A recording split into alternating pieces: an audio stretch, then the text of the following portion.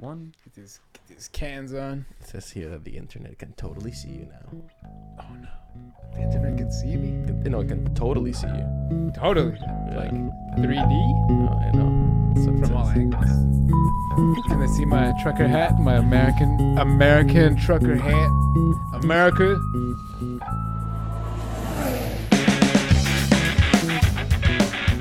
Well, not yet. Mike has to turn the cameras onto us. Imagine if they're on American now. big rigs sounded like that, like the F1 sound. American dream. Yes. Hey, they're thinking of A putting like an trucker, F1 man. engine in a Mercedes, but that's not gonna be a truck. It's gonna be like an actual car. Yeah, what Toto Wolff said, he got goosebumps or something. He got to see a sneak peek of what they're working on. Of course he has to. Of course say he that. got goosebumps. Yeah, it's not gonna be. It's not gonna be an actual like. Let's not forget, he owns like a third of the racing team, something like Yeah, that. exactly. He wants to sell a few automobiles. Of course, that's the whole reason they're there. Remember, for all these big car companies, Formula One is a marketing exercise with some R&D bits tacked onto it. Yeah, God damn, it's a Throw fun 'em on. marketing exercise. Welcome to the Flat Out Fever podcast, Hey, guys. episode 83. We're back again, We're ladies and we've gentlemen. been back all day, and we have the US Grand Prix to look forward to this weekend. Oh yeah. Been looking forward to it. Oh yeah, well yeah, it is one of the most anticipated races of the year. Tay-Tay's doing a concert. Tay-Tay is gonna be there with the weekend or something like that. Oh yeah, Toronto. Yeah, there you go. 6 represent. So the US Grand Prix is coming up, and there's been a bunch of other shit happening in the world of F1. People moving seats. There was a bit of a plug there in terms of the driver market. That's been released. Pieces can start falling into place. People moving from here to there. It's exciting times in the world of F1. The championship hasn't been decided yet. Silly season. Is this the silly season? Or is it the off season, the silly No, season? the off season is not the silly season. This Oh. is the silly season.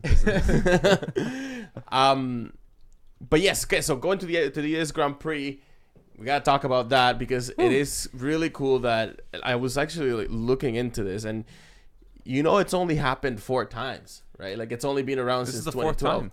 This is gonna be the Really? 5th time. Oh. Yeah. Have you seen the weather? There are 0 typhoons scheduled for this weekend. 0 typhoons are coming. 0%. Well, remember they had that washout last year. It was like it that- was so bad that they had to do qualifying and the race the same day. Remember that? Yeah. Remember? One of the first times ever. Yeah, remember? Yeah, it's one of the few times that Big ever hit for happened. the Grand Prix. A whole bunch of people just didn't show up. The whole parking would lots were you? washed out in mud. People couldn't get their cars out for 2 days. They were stuck in there, like off-roading. Once Cool. it did dry out. Oh my god. And one thing that you can definitely without. Oh wait, is our sound not working? Why wouldn't it be? It should be. Got these Here. sure mics. Oh, okay, yeah. Yeah, that's right. Anyway, you can pretty much, guarantee. You can't guarantee so many things in life. Nobody can tell the future, but I can tell you right now that I can guarantee you the one thing we're gonna hear this weekend from the British broadcasters is that, well, this is one of the tracks that Lewis really loves. He really loves this track. He's You know, one. he's I'm pretty sure he loves all the tracks. Yeah, if if we're gonna look hear into that. it. Well, he's won 3 out of the 4 iterations of this Grand Prix, which speaks by and large. And that actually I know that we're getting like on a tangent of a tangent of a tangent, but I did want to address something because I kind of did. We do notice it. Last week on our podcast, we hardly talked about the race at all. We just kept going on tangents and talking and just had other stuff to say. And somebody kind of called us out on it, Which was brilliant. Wait, it's great. Hey, thanks for listening, guys, and keeping up. Comment right now. Tell us right now if you like if you're listening to this right now and like you definitely want to hear like a full like race Analysis. recap and analysis. Like, do let us know. I know that I we myself won't do it. Well, yeah. Well, the thing is, I think it was kind of like we never really spoke about it. Like we never said like, oh, let's not like go too deep into the races. Yeah. But we kind of had like we've been doing this for a little while now, where we don't necessarily talk about the race until too much. Yeah. We focus on the other stuff, and I think It depends how much other stuff there is. it depends on how much other stuff, and depends on like how much stuff even happened during the race. Yeah, that's sort of the big one. But we've right? never done like a lap by lap analysis or something like that. I think we That's did at the beginning, right? at the very beginning, and I think we just kind of weren't comfortable with it. And to be quite honest, like if you want to hear my opinion about it, and then we can talk about this right now. We tried, but nobody really wants to see us rewatch the whole race and commentate it. Like, No. I'm not even talking about that. Just like to sorry, do, like, Martin like Brundle. if we like did like We apologize for our but I just it's my sins. opinion that other people out there are way better at it because they're way more like into the sports. If I want to like go out there and like find like an excellent race analysis that's gonna like include everything, like I go to usually to the written media, like the guys like Mark Hughes from Motorsport Magazine. He does an impeccable analysis of the race, and I kind of like, so I read it and it's in my mind, but I never think to like bring up like many of the points because like I guess I assume that most people have already done that too. I don't know. Well, we're not recapping a race this week anyways, so let's preview COTA. Yes. Yes or no? Yeah, the let's do it. the best runoffs in the whole of the Formula One series. Well, I was gonna say it's probably the circuit that looks most like a microscope than any other. from overhead. From overhead. Absolutely. Can you just pull it? Show it up. Yeah, sure. The outline, but the runoffs, those stars and stripes, fresh painted runoffs they do. It is America. It's quite American. I like it. I really like it. Sorry, guys. Let me. I really like those Japanese green runoffs though, with the sticky paint.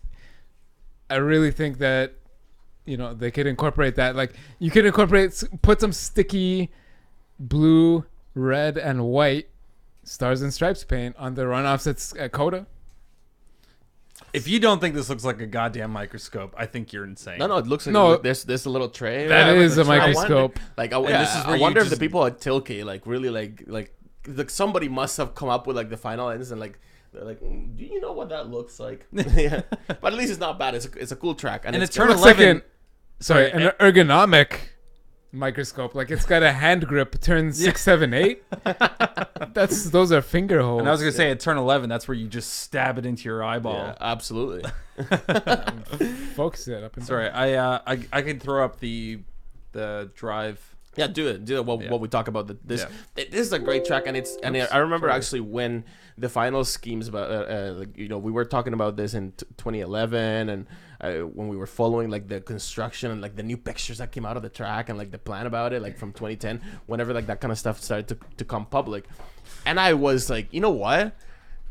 I was thinking about it, and I was like, man, if like this looks like they might just nail it. It was a Tilke track, and we had all by that point, and I remember in 2010, 2011, everybody was completely bored of the Because Tilke that's tracks. probably the best. What's going on? My bad. Of the Tilke tracks, and everybody was like shitting on Tilke for only making boring copy paste tracks that were way too safe, etc., etc. And they came up with this and sort of redeemed themselves. Like they can with this one, and there's a few other tracks like in Malaysia. They showed that they can make a really good track. hold on a second, because I was just gonna say at Malaysia during the free practices, etc., etc. Anthony Davidson was saying, this was one of the first Tilke tracks. And one of the best, one of the most flowing, one of the funnest to drive, one of the best. But the thing is, Malaysia's not really a Tilke track anymore. Well, not anymore, but it was. It's a Dromo track. No, But he was saying at the race this year, this is the first and possibly one of the first and possibly the best of Tilke's design. I think the USGP... He just didn't watch our podcast with Jarno Safelli. He just wasn't paying attention at all. Yeah. But yeah, I think Circuit of the Americas might be the best remaining of the Tilke tracks anyways. Honestly, I think that, I was saying before the show, we stopped ourselves. This first sector of this circuit is one of the most, if not the most difficult sector of Are all you talking the about tracks. like right here, like up the hill, and then through Up the around hill the corner, here bud. and through all the S's until you get to like around turn 8, I guess. That might even just dip into sector 2, but one of the hardest, one of the most difficult. Aside from maybe like the last one at Monaco is up there. But yeah, this is harder than it looks. Oh, this is it's got a nice combination of Such a technical flow, sides. this S. High, 1, 2, there's 3. a couple high speed sections, nice corners, and like you mentioned, like that's all the sector track 1. just looks nice with the with those sweeping lines and the Great paint. elevation. There's that Yeah, hairpin there, DRS, one of the longest straights in F1. It somehow kind of goes to the left uphill a bit, crests, comes down to the right. I definitely got to say, left this again. was probably one of my favorite tracks to race I think in the game. this straight there, that sector 2 straight, one of the best straights of the whole calendar. Yeah. It's a straight, but it's not even a straight. Like I said, you go up to the left, kind of crest over, come down to the right a little bit, swoop left again. and you know that like it's awesome, but around it's here- just kind of like a minor adjustment. around here it's kind of swampy, right? Like they built it on like they had to like drain some of the water A table. lot of the circuits, So- yeah, they build so it on in the about- cheapest land available in Yeah. whatever state, province, or country, or city that they're building a track in. Yeah. The cheapest part of the city. They're So always you in can the- tell that the like in 10 portlands, years, in the like swamps. before they have to like completely resurface it, like they Oh, did yeah, in they're Malaysia. gonna be calling up This is- before they call it Yarno. This is gonna have like some serious bumps too. That's gonna like add some character to it for sure. Now this is a great track. I want to and hope so. For it only have been around since 2012, like it's already like you can tell like that it's a classic. It's a modern classic. Everybody looks forward to watching it every year. The drivers love driving in it, and I've heard Lewis Hamilton loves this one the most. Oh yes, yes. From Sky, did you hear that from I Sky? think I did. Yeah, I think I heard that from Sky. Hashtag Sky Logic. Well, but he does really seem to like it. Yeah, absolutely. He's gonna have Ellen cheering from him. Woo! Ellen's gonna be cheering from yeah. him at the sidelines. If anyone didn't see that this week, how was that? So he was. If anybody saw like the so Ellen Lewis was on the DeGeneres. Ellen DeGeneres show. Ah, What's the Ellen DeGeneres show What a for guess. anybody that like doesn't know? okay, the Ellen DeGeneres show is a talk show. It's very similar to like what Jay Leno and David Letterman were, Except Conan they do O'Brien it during the type. day. Yeah, except instead of being on late at night, it's in the middle of the day, and instead of the audience being mostly men, it's mostly women, middle-aged women. Yeah, like Lewis People- said when Lewis was on it, he's like my mom says hi or something. He's like, my mom loves this show. Yeah, it's an afternoon talk show. They don't have the desk. They just kind of sit like knee to knee on couches. The audience is all middle-aged women. It's mostly for Pretty much. retired women, older women, women of leisure, etc. It's just one of those One of those daytime talk shows. Yeah. Lewis was playing it, man. Oh yeah. He had his voice low. He's so, we get a lot of downforce. It's like 200 miles an hour, 6 times our body weight. You can imagine that with our helmets on. Some of the drivers just pee in their suits, but I can't handle that. That was like one of the biggest bombs that I heard. So Lewis Hamilton, just if you didn't hear this whispering. shit, he said that Michael Schumacher peed in his race suit every single race. Like his mechanics. He said his mechanics told him that. Well, Don't his mechanics. put Right. the blame in the right place. Right. for Yeah. who- Allegedly, Lewis. Allegedly, Yeah. Lewis allegedly said that his mechanics allegedly witnessed Michael Schumacher Can pee you, his imagine, pants. can you imagine being like Michael Schumacher's like seat cleaning guy, Ugh. having to like wipe his piss They every just like single power time? wash it after every race. Or Well, they even probably if had you so turn much around- money at that point. If you flip it around, like it could have been like maybe even like a super. Like they gave like that one job to like the most like fanatic. Yeah, it's like, yo, you wanna clean the piss? It's like, yeah, the piss of the abso-fucking-lutely. Yeah, it's Michael Schumacher's piss.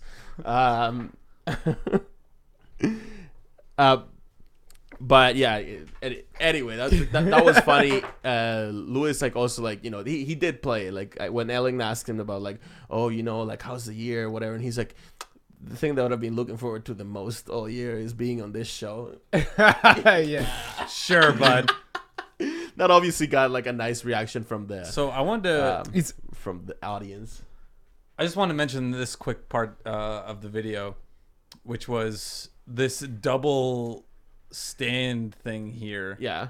I just think it's brilliant, and we need more of it. Well, in they Formula actually 1. like built it so that they can add more to it if need be, right? Like that's I these see. things. Yeah. Like, but further back, not like expand it out that way. Right. Which would be But this cool. actually exists. It's not Yeah, like yeah. a I think he's game rendering thing. stuff for real, man. Yeah.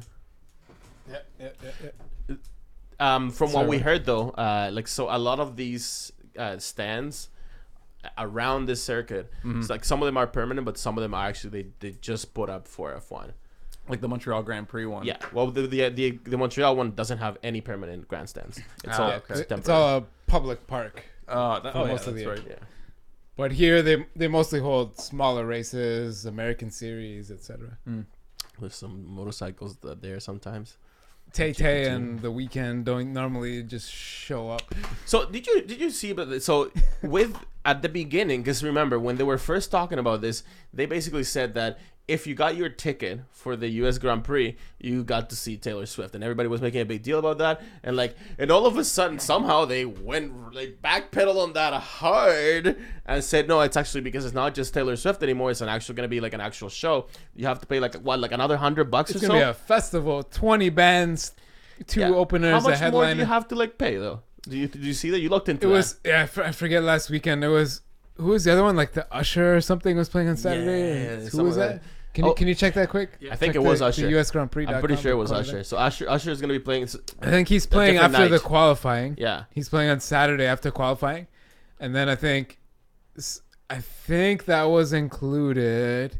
I think No. You got to pick either you. So you paid like $100 for either T Swift or Usher. Yeah, Taylor Swift has the weekend opening for her, and I think maybe included was gonna be the other 20 bands. They took like 20 Austin, Texas bands, U.S. bands, to do opening, but I think I know Taylor Swift and the weekend are performing after the race. Oh my god. Oh yeah. But yeah, if you can find it. Usher price. and the Roots. Usher, There you no, go. the Roots. That Roots. wasn't it. That wasn't there last weekend either. It's post-race concert Sunday, October 23rd. Oh, so they're all playing post race.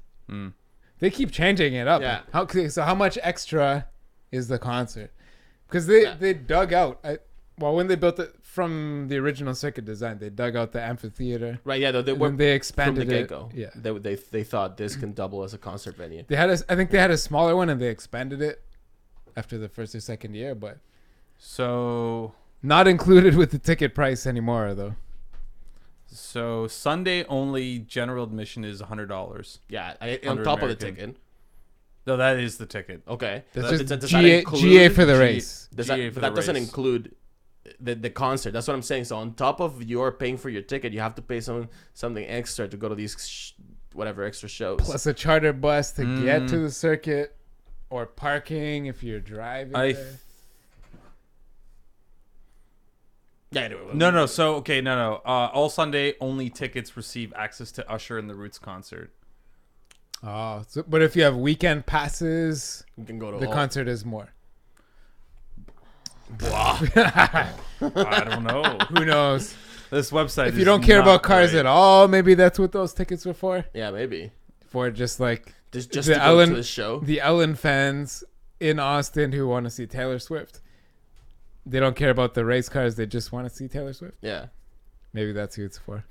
Well, Oh, there is like a concert upgrade section. yeah, Sorry, that's what I'm saying. Yeah, so Yeah. you can upgrade your tickets to be concert tickets, like, as well as. Oh, fuck! There It's you go. sold out. Taylor Swift concert upgrade, $150. That's what I thought. $150 to see T Swift. sold out. Yeah. But I think that does include Damn. like the ticket to the. Includes a race. That's Yeah. includes a GA access. I think so. I don't know. This website is. Yeah, they make it really Not confusing. ergonomic. Yeah, we tried looking this last weekend before the podcast. It's too confusing. Oh, Either way. oh my god. Okay, sorry. I'm gonna throw this up on the, so we can kind of take a look together. Yeah. Look where the stage is. It's right. It's at like the track. right on the track. Yeah. Yeah, it's inside. So yeah, They I guess dug this out- is afterwards. They dug out. Yeah, they dug out like an amphitheater there That's insane. into the dirt type. How much money do you think Taylor Swift's being paid for this? I don't know how much is this? Or who's paying her? Millions. Like, obviously, it's the promoters. The promoters are. Yeah. I would guess a couple 100,000 to $1 million, like 789 to $1 million, somewhere in there. She is like she can pack up a stadium though. Like you know what I mean? Like it's not. I got nothing against her music. Or Yeah, anything they're like gonna. that. Yeah. They're gonna have over 100 probably. They were saying 2 or 3 weeks ago, since like the Taylor Swift thing got added, weather was looking clear, like no crazy storms predicted for the next month or so. They have almost the same ticket sales as the first year of the US Grand Prix. Which is if good you to saw hear. that, it was sold out. It was completely, And- every grandstand was filled and the grass was packed with people. They almost sold it out this year. Who's So who's they got- presenting? Who's presenting at the end? The who podium? knows? The I podium? don't think they make that decision until the day off. Oh, even it better be Taylor Swift that would be or sweet. or the Root Or the weekend? or the Weekend. Canada, but All three of them. Weekends from Fuck Toronto. it. One of the Root. one of the the one route, a tuber. That's actually like really encouraging to hear, because remember after the US Grand Prix last year, even we were saying like, man, like, and there were talks that like the circuit might not like right after the US Grand Prix, like we started hearing rumors that they might not even be able to like make it much longer, that they were in like big financial trouble. So it's and they got hit hard with a huge storm. Remember they like door-to-door salesman us. It just happened to be on a morning that we were preparing to do this podcast. I got a phone call Yeah. from a ticket salesman in Austin. I was like, who the fuck is this phone number? It was like area code 243 or something, Yeah. whatever, Austin. Yeah. Like some area code I'd never 514. recognized. Yeah.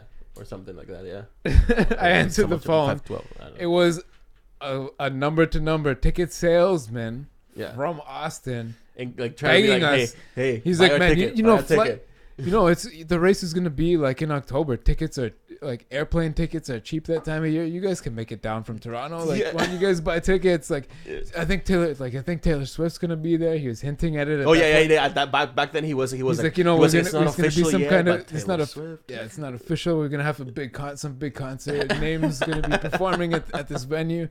They did it though. They turned the They shit around. did it, and the fact that they have There's like a no sold out reason. crowd. There's no last year. Like, you can't blame anyone for not showing up to last year's 100%. show because there was a typhoon passed over the circuit. Yeah.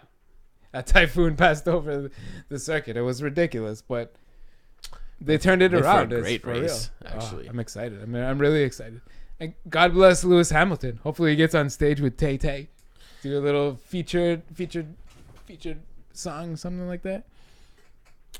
We got a question actually, and well, at least an interesting angle for from Vinny Vince, one of our listeners right now on the chat, says, "Don't you guys think that concerts and shows kind of scare off real racing fans and F1 fans?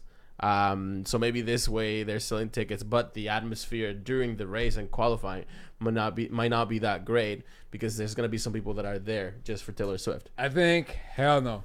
Like maybe not Taylor Swift. I'm not Texan, right? Mhm. But some Canadian act. You get some semi-equivalent act from Canada. Throw it at the Canadian Grand Prix. I'm extra excited to be there. Actually, I might pay the difference to see the concert too. But- They have one of the biggest concert festivals in Canada at the circuit of the inside the Canadian circuit Yeah. during the summer yeah. when it's not a race weekend. Yeah, Oshiega, that's it. Oh, Yeah. yeah, the Oshiega Festival.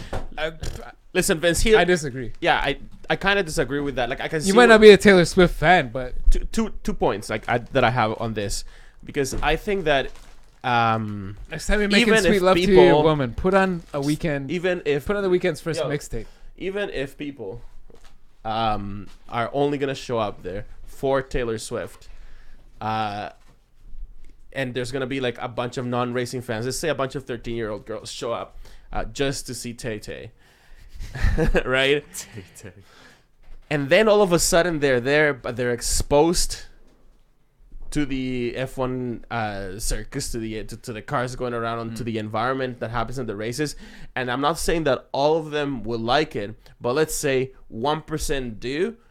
Those people, because they were there and saw the cars, they're more likely to be converted to be a full F1 fan rather than the people that nowadays stumble upon it on TV. Yeah. Right?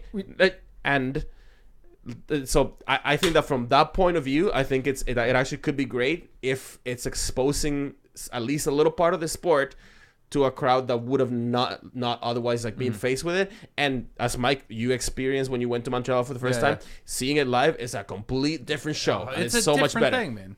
Now, and second, Deafening. And second, powerful. This kerosene smell.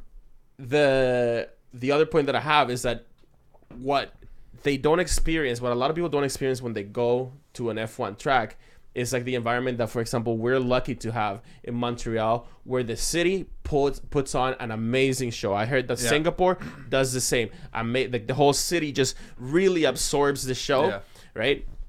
And really goes fans. with it. Look at those Japan fans. Yeah, but they're all dressed up in costumes and like Halloween. F1 Formula One Halloween is held at Suzuka. Yeah, and it's amazing. So we're lucky that when we go to Montreal, the off-track action and just being so close to the city of Montreal, there's shows available. There's like all kinds of crazy stuff happening, all centered and catered to the F1 crowd. Yeah. A city like Austin, because it's smaller, it's the heart of NASCAR. And well, not really, because Texas isn't quiet. It's more like the other South. But either way, there's two Souths. But either way, like Texas secession hashtag. And the track is sort of outside of the city a little bit. Anyway, maybe there's not that much of a festival atmosphere, and turning it into a bit more of a festival atmosphere is something that it's an option, right? It's an option, and I think that it's great. I am glad that, for example, Montreal really goes with it, and there's free concerts everywhere and stuff like that. I think that's a really good point too, because like it's a weekend, right? It's an event. Yeah, you go out there, and I don't think like America or North America. No, I'm just gonna say America isn't. Like they have football, right? They have it on the Sundays, right? God's Day. But when it comes to racing in Formula One, like they're not exposed to it like other people are. Yeah. Like even in Canada, we're not really exposed to Formula One as Europe or Asia or other places, right? Yeah. Except for Lance Stroll. Nicholas Latifi. But I think it's a great way to get fans, and I think you're totally right on that point where it's like, like. If 1% of these people just get exposed, and like the more familiar you get with it, you're like, okay. Yeah, that's what I'm saying. It's like, oh, where were you this weekend? It's like, oh, I saw Taylor Swift. She performed just after the Formula One race, and they're like, Formula One race. Yeah, how was that? And like, and then you gotta like at least agree that some of those people that went there would have been like, you know what? I wasn't expecting much, but seeing it like real life was really cool. Yeah, and that's all it takes, man. When you see a race car blast past you, going 340 kilometers per hour, 200 miles an hour, 210 miles an hour. It's insane. You just see like, boom, it's gone. And we just watched, the three of us, that Ellen interview online before we started the show. Unfortunately, you can't show it. Copyright laws and stuff. We'll get what was that interview focused on? Who was it focused towards? Was middle-aged women who's sitting at home. They opened the interview. It was, how long was that interview? Like 4, 5, 6 minutes, somewhere in there. Yeah. The first fifth to quarter of the interview was showing like, what the fuck is Formula One? That, and showing Lewis Hamilton Instagrams and Snapchats and stuff with his shirt off, showing off his muscles, showing off pictures of him in the car doing badass, like with sparks coming out and stuff. Like they're trying to sell this to America. Yeah. What else are they doing on the Ellen show with Lewis Hamilton? Yeah. Get the fuck. That's what it's for, man. Throwing up Taylor Swift at the US Grand Prix. It's brilliant.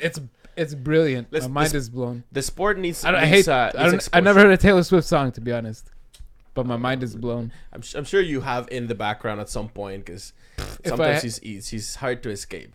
Play me some. I'll tell you if I heard it or not. Not Taylor Swift. Not now. We'll get sued by Spotify. Please no. I don't actually want to. so the sport does need. I mean, people do keep hammering on that. Oh, the sport needs to be bigger in the States. Da, da, da. The sport needs to be bigger in the States, but it needs to be bigger everywhere else. Yeah, everywhere else that does not have like a strong motorsport or specifically F1 background, like or exposure or culture right now existing in the country. And actually, countries that already do. We think of Britain as one of the countries that is more like the most motorsport and F1 crazy in terms of like per capita or something. Yeah. It is the reason that, you know, something like the Sky coverage works over there because there's that much of a demand. And even then, like we've talked to some British people on this show before. We talked to them in real life, to some other British F1 fans, and a lot of them, like, even though like they might know like their uncle or whoever, like they have like closer bonds with other people that also are F1 fans, they still consider themselves a minority compared to fans of cricket or football or something, like a bunch of like rugby or something. Even American in football, that market though. Even American, no, but look, it is something telling that American football is making more inroads into the UK than Formula One is making inroads in the States. It is something interesting though, how, so, you know, those sports like cricket is really big in Britain and India. Football, American football is really big in America and now Britain. There's sort of like sports sort of bleed over, but they're really big somewhere. But F1 is just kind of distributed. Yeah. There's sort of like almost any country you can think of. Like I was telling you before the show, I invited a buddy of mine. He was born in Lebanon. Yep. He told me like recently he's gotten into F1 in the last 2 years or so. He watches most of the races with his dad now. His dad he was born there. He wasn't born in Canada, where Flat Out Fever is based here in Toronto. He wasn't born here, but that sport bled into everywhere in the world. Just a little bit though, but like maybe like 3, 4, 5, 6, 7, 8, maybe up to 10% of any country people watch it. Yeah. But it's sort of like kind of distributed, but like you wouldn't get like, you're not gonna get many Lebanese people watching American football or cricket, maybe cricket, but not American football. You're not gonna get like it's kind of weird that way. How like any sport is, most sports are more localized. Like they're concentrated somewhere, generalized somewhere else. F1 is just kind except for football. I mean soccer, but yeah, soccer is like the big. We're talking about American football. Yeah, soccer is everywhere. Yeah, because. Soccer has like a bunch of advantages going forward in terms of how easy it is to. You don't even need shoes. Exactly.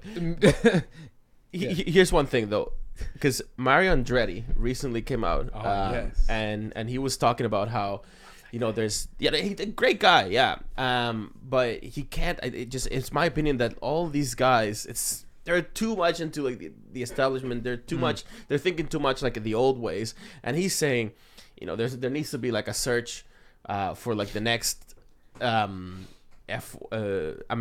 F1 champion.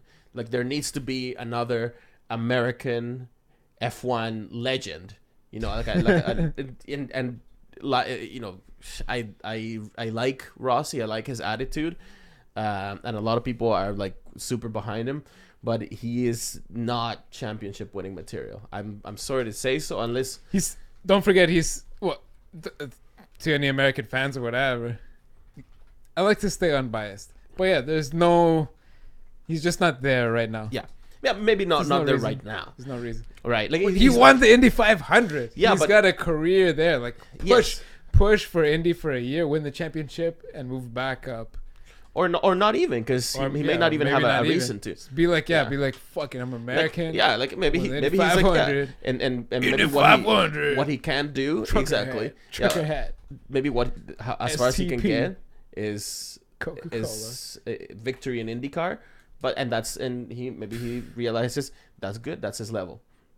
But anyway, Andretti was saying that we need an American champion, and that's surely what's gonna be like the next step into bringing F1 to America. It's gonna be getting a local legend, and whereas those things do help, we have seen it recently with the spike of Dutch fans with Dutch Senna taking Dutch over. Senna. Yeah, with Max Verstappen there. Champion is a big word, though. Don't forget that. No, yeah, for sure. But the kid has some, Not you, everyone. Yeah, but yeah, you do need like a hero like that does like move people. But more than that, F1, if it wants to be big in the States, the same way that they want to be big in like they should also be looking to be big in other countries that don't have that much F1 exposure or history and they should go about it the same way. They should go about it by making the sport more accessible, not by trying to find an F1 champion, because I guarantee you that as long as there's that penetration, that more awareness about the sport, more people getting into it, in 5 to 10 years time, we'll have one kid somewhere in Texas or Arkansas or whatever that, like, all of a sudden, because there was more availability of the sport, better coverage, people, there was more of an awareness to F1. He watched it once on YouTube. He saw a race. He liked it. He got into karts, and all of a sudden, he ended up being a good driver and moves through the ranks and eventually does become the next American F1 champion.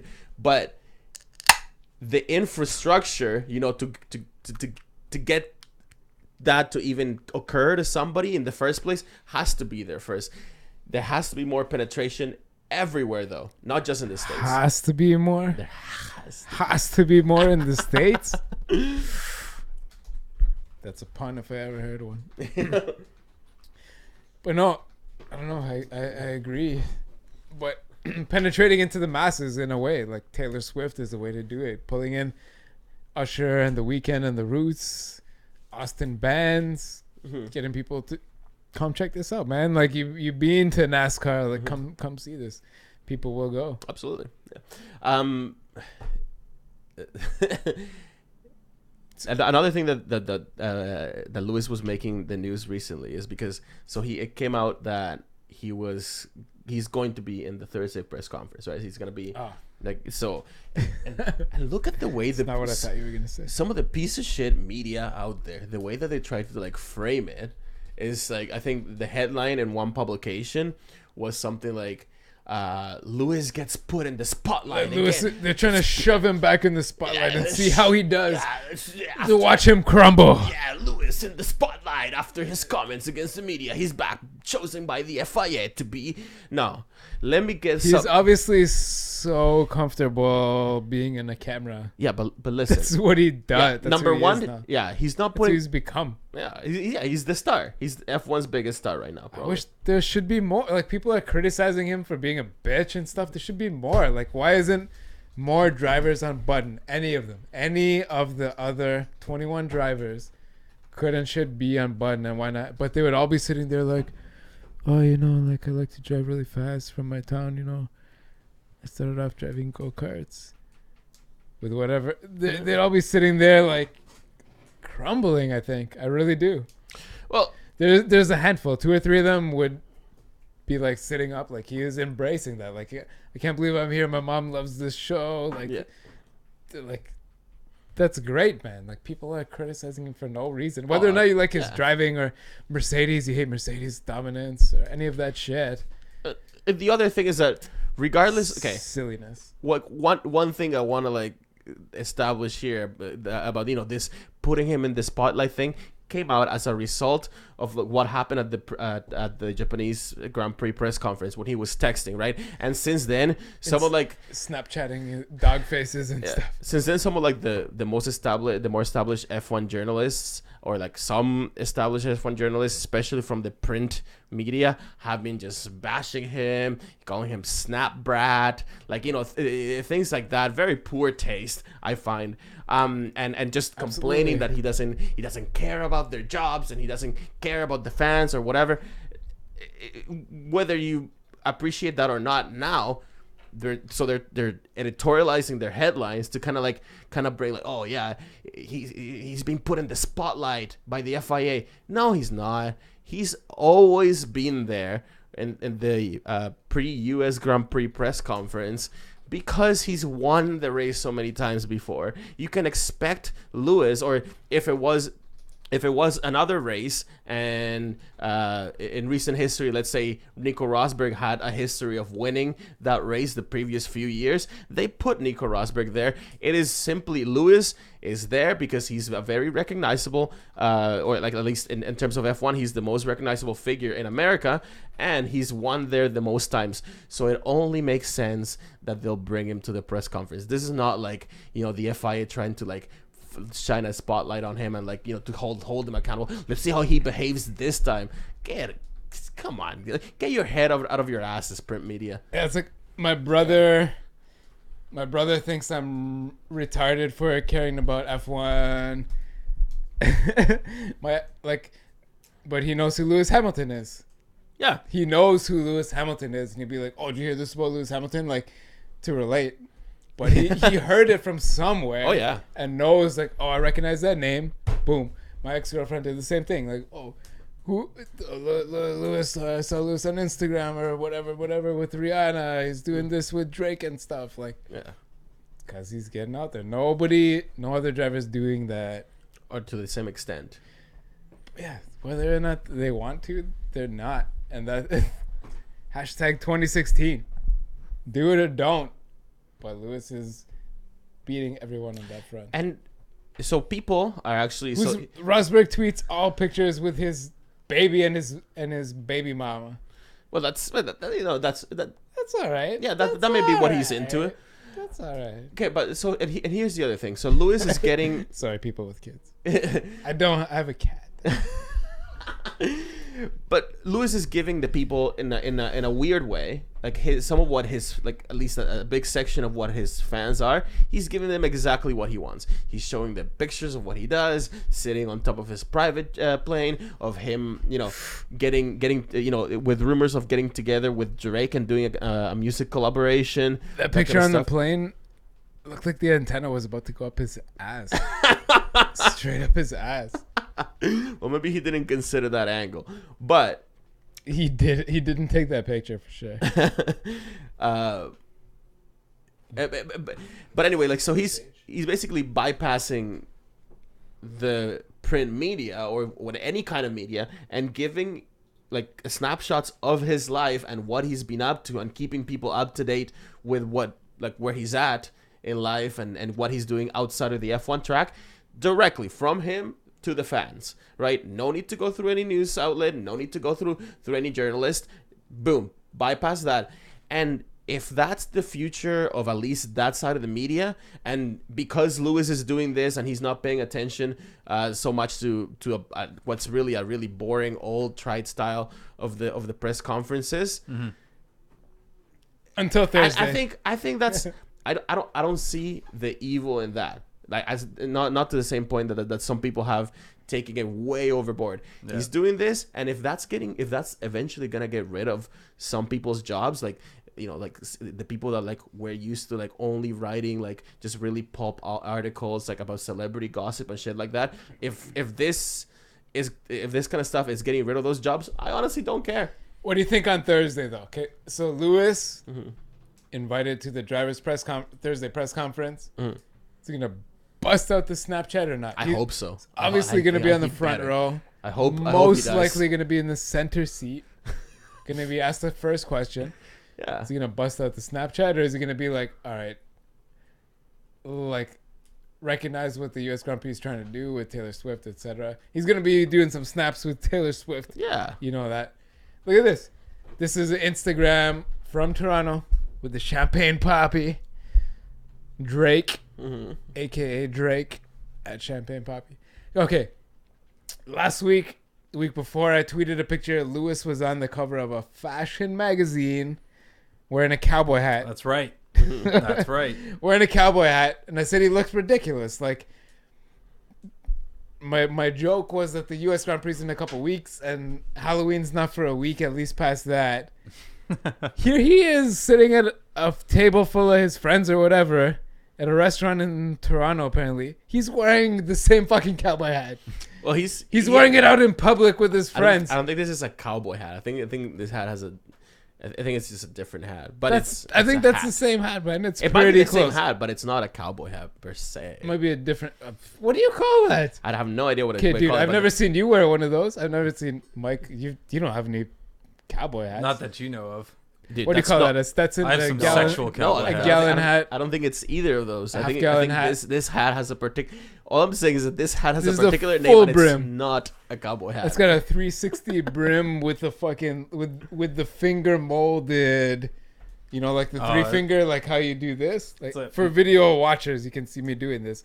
When you do this to your hat, Yeah. it's got that. That's the hat. Yeah, but that's no. But Panama hats also have that. There's all kinds of hats that have that. Okay. Okay, but like Whatever, some hat. There's He's wearing like- a hat. the cowboy thing, that hat came from America, started in America. The Brazilian Cowboys wear that. The No, South American, the Venezuelan dude, Cowboys and I- stuff. They wear let's- that. They wear that hat. I don't think this necessary to get like any deeper into this, but this is not a cowboy hat. Okay, the only point I was trying to make is that nobody that I know wears a hat like that to a restaurant in public with friends. Like He is a just going out icon. for a beer or How dinner. dare you? Okay, if the three of us were like, all right, let's go grab a beer, like we're gonna meet up for something, we're gonna have dinner or whatever after a race. I show up with that hat. What are you gonna say? I'd be like, I'd question your life decisions. Yeah, man, that's what I'm saying.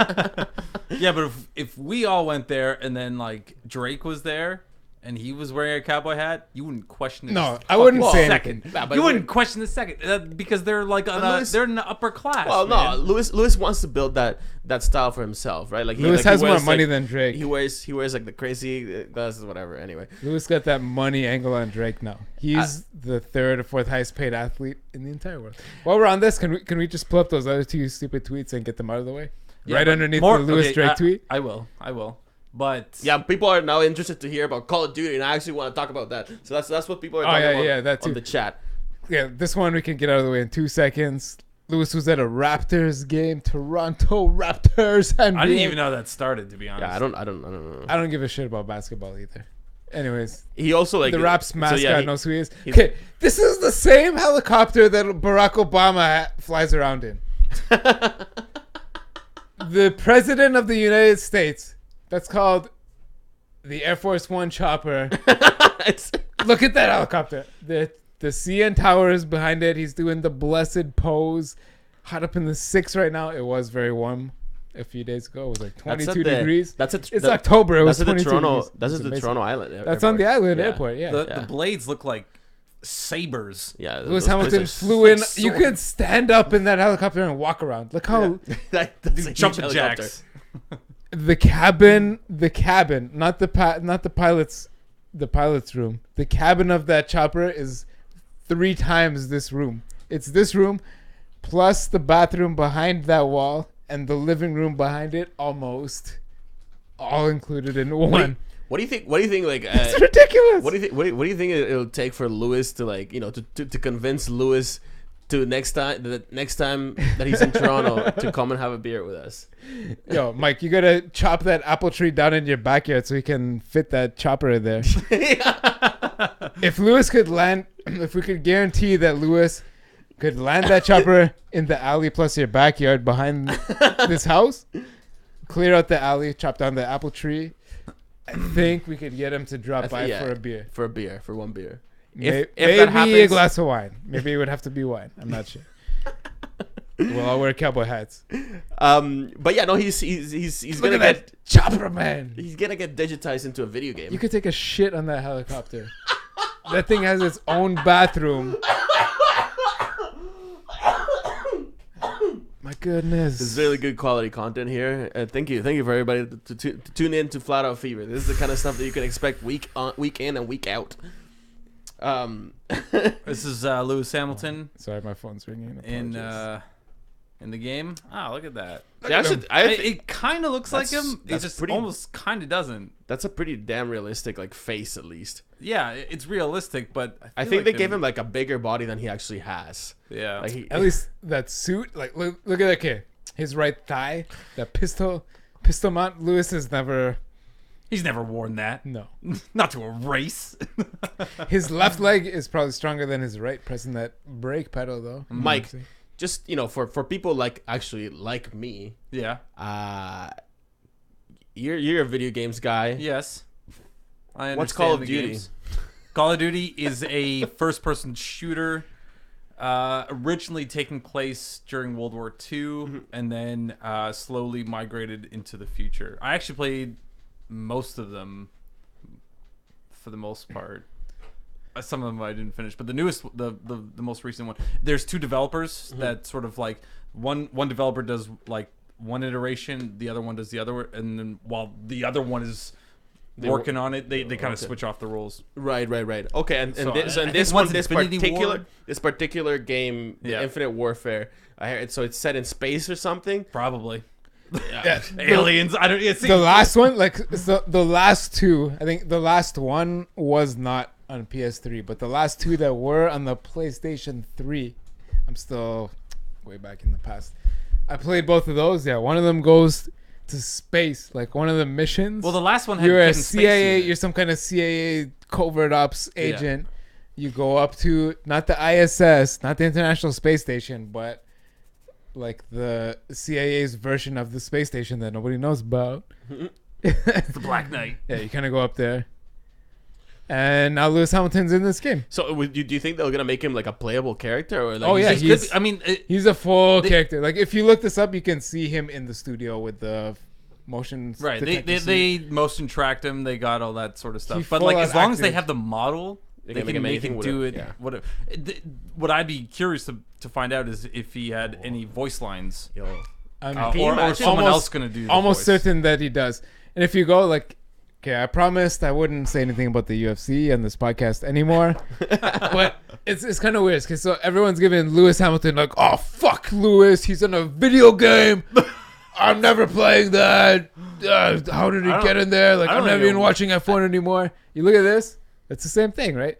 So they took the top dude from Formula One, Lewis Hamilton, the most social media friendly guy, the top dude from UFC. Even if you don't give a shit about fighting, Yeah, I boxing, think Conor MMA, McGregor is like a household name. Like now. people People like know. my about- dad sort knows of who knows Conor about him. McGregor is. Yeah. Just I from don't he's think there's penetrated anything to- wrong with this. By the way, like I think No. this is like really brilliant. both on of these game guys are in the developers. same video Again, game. penetration and getting the word out there. Yeah, Just some absolutely. kind of guys like us, right? Yeah. Like Let's say people are into. let's say a UFC fan found out that Conor McGregor is gonna be in the new game, and he looks it up, and some of the news say Yeah, put him in the and same vice sentence versa.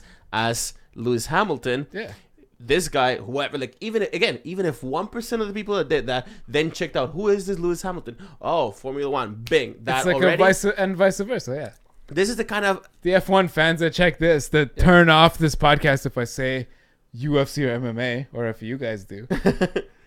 I know It's- when it's I'm a- it's listening to another our s- podcast, that's what I do. Oh, Danny's talking about UFC again. Oh, It's just another sport. He's the Lewis Hamilton of fighting. But anyways, they're both in this video game. Yeah. It's badass.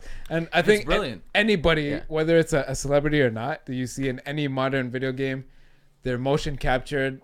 The words that they're saying it's just like acting now. It's, Yeah, oh yeah. It's bad. Like video games are on a whole new level. It's fucking amazing. It is you- rather insane. it's getting Unit crazy. Z on the chat just getting said that he crazy. has like something like either 6 spoken lines or 6 scenes, but he's got at least he's gonna be like some part of the game. Usually, like these games, the Call of Duties that I've played, you Thanks, USG. usually play like you're like the unit commander, or you're like the elite dude of your squad or whatever. So you've got Yeah. like 6 or 8 guys behind you. I would assume that both of these dudes would be like One one of of those 6 or 8 one of dudes those that you're 6 like, guys. yeah, get behind that car, Wouldn't cover me when I run up on this box or whatever. Wouldn't it be cool if like part of the game would be that like they needed like at one point they need Conor needed McGregor to drive a Formula One car. no like they needed like some like to get the main character, whatever, like the character you play, to get him out of some sort of bind or some sort of problem that he has to like board like a ship that's being driven by Lewis Hamilton. That'd be sweet. It's like we need the fastest driver in the galaxy. Lewis Hamilton drives the CIA rocket ship. But yeah, I could picture that. That's Stuff like probably that the is story. cool. I don't think you're stretching. Actually, if you've played any of these games, I guess you haven't. No. But you're not if that's the actual storyline, you're not stretching it. And they play it off pretty realistic. The last 2 Call of Duty games were badass. Like the storylines are cool. They're like you play through it, like you can run through that game in like 4, 5, 6 hours. It's like a long movie. Yeah. They've gotten pretty badass. I'm actually excited. Except I can't afford a PS4. Well, I'm not. I can afford it, but I'm not going to spend money. I'm not buying one. I'll never play this game. I will never play this game. Do we have anything more about Coda to say? I mean, I'm sure we do. I'm sure in the grand scheme of things we do, but do we right now? America, fuck yeah. Rolling around to say the motherfucking day, yeah. No, I Taylor Swift weekend. On the weekend of Coda, yeah. I think it's gonna be great. Yeah. I think we can like at least close the Coda chapter now in saying that things at one point weren't looking great for the future of the US Grand Prix. Yeah, last year. Oh, But- we can talk about tires. Yes. Right. Good. Yeah. So what? Yeah. We said we would talk about tires this week. Do you have that graphic? Or Yeah. can you Google it really quick? Yeah, I'll Google it. Pirelli Oh, Coda tires graphic. I was supposed to pull that up. I didn't. I forgot. The tire selection, US Grand Prix tire selection. Pirelli should have like the link out there somewhere. I'm gonna guess like Toro Rosso, Williams, Force India lean towards the softer tires. Haas is gonna come up with something whack. Yeah. Actually, it's Haas's. Okay, there you go. That's what I was thinking. It's gonna be Haas's first home Grand Prix, right? So they're probably gonna be looking to make a big deal out of that. Yeah. That they probably Yeah. hired. They probably hired Mario Andretti to get that news article published. These guys should really hire an American driver really soon. Represent America. Donald Trump, make America great again. Make Formula One great again. They're gonna hire Yeah. Donald Trump, Haas number 2 car, 2017. We need to bring some Americans in can you here to imagine? make Formula One great again. Haas F1, Trump and Hillary, number 1, number 2 cars on the grid. Oh my goodness! I actually don't think that either of them would fit. They in would F1 both need to go cockpit. on heavy diets. Yeah, well, A bit of Trump that. for the same reason. Trump for the obvious reasons. Hillary because she needs like her like life stabilizing vest to go anywhere. So Life stabilizing vest. Haven't heard this conspiracy. yeah, you haven't heard this one before. Oh Jesus! She's a little wide. Donald's a little long. Hulkenberg fits, so like you just have to skinny up a bit. Oh, we got one of our listeners heading to Austin for the race this weekend. Can't wait. Oh, that's exciting. Sweet, dude. Jealous. What kind of tickets do you got? So jelly. Yeah. Also, tell us how it went, please. We'd love to hear. Actually, yeah. If anybody's going to Coda this year and you want to tell us like crazy stuff that happened or what it was, call us up, man. We like I think that we maybe should say this more often, but right now, every time that we're live, our Skype lines are open. Just look us up, Flat Out Fever, one word, and you can just call us and tell us whatever your thoughts are, if you so inclined. Trump doing the podium interviews. Oh my goodness! Oh, he would do it too. I would rather see him in the house, but that's acceptable. Second. I thought you said I would like to see him in a hearse. No. Oh no. Trump doing podium Hey, interviews. tonight, everyone listening, especially Americans, Yeah. you'll love this. The third presidential debate. Oh, nobody's. Like, Is that anybody tonight? actually watching that? I believe it is tonight. I watched both of them so far. Exactly. They're It's so fucking hilarious. unbearable. Honestly, actually, to be honest, I had them on. They're streaming or whatever. Put them on the TV, YouTube stream, cell phone, Reddit/r/Formula One, and I'm just like, Yeah, I'm going through articles, like half listening to the debate, but like I'd put it. That's how I I'd did watch the debate. Those debates. If I was sitting at home and had nothing else to do, like if I was like vacuuming or something, I'd put it on. But anyway, If I was doing anything else, like nothing. You should, man. Like the last one, I should? No, I have absolutely no. Maybe you shouldn't. I Maybe have you absolutely should, but zero interest in participating in the whole spectacle. That some newspaper like leading up to these debates was says something to the headline was like, the greatest political show on earth. Why does it need to be a show? Why does it need to be? Anyway, it's not supposed to be a spectacle. Of the whole 20 months, I watched the 2 debates. That's it, and I laughed out loud a couple times. It was worth it. Like I got a couple of like that was hilarious. Yeah, okay. Yeah, I see the tires. So I was right. The Toro Rossos, the Force Indias, the Williamses leaning towards the soft tires. Ericsson and Nasser, 1 each of the hardest tires. So similar tire strategy to Ferrari, but yeah, they're the only other team. They're the only other team with a my current whole Ferrari theory engine. just went out the entire window. Yeah. Look at that. But well, maybe not, because Ferrari sucks this year. If you can count on a team to do the completely wrong strategy at the wrong strategy at the right time, Ferrari. That I find interesting, though, the fact that both 2016 Ferrari powered teams, or actually, so there's them, and go down low. There's the other the Haas. All of them, they're not choosing to go for the hards, or for the mediums so much. They're banking on the super soft and soft tires to carry them through the race. More the super softs than anything. Very interesting. Haas's. So they're gonna be trying to undercut. That to me tells me right now that they're gonna count on the undercut, because, geez, do they not think that they can last that long in terms of race space? Obviously not. That's crazy. Look at those numbers, man. Look at those numbers. But what's and the opposite? Like, you look at Perez, like Force India, and where's Hulkenberg? Force India split their strategy, but they got 3 mediums and 8 and 7 of the softest tires. Soft to super soft or whatever. Yeah, they're using the super soft, and mediums for the weekend. Mm-hmm.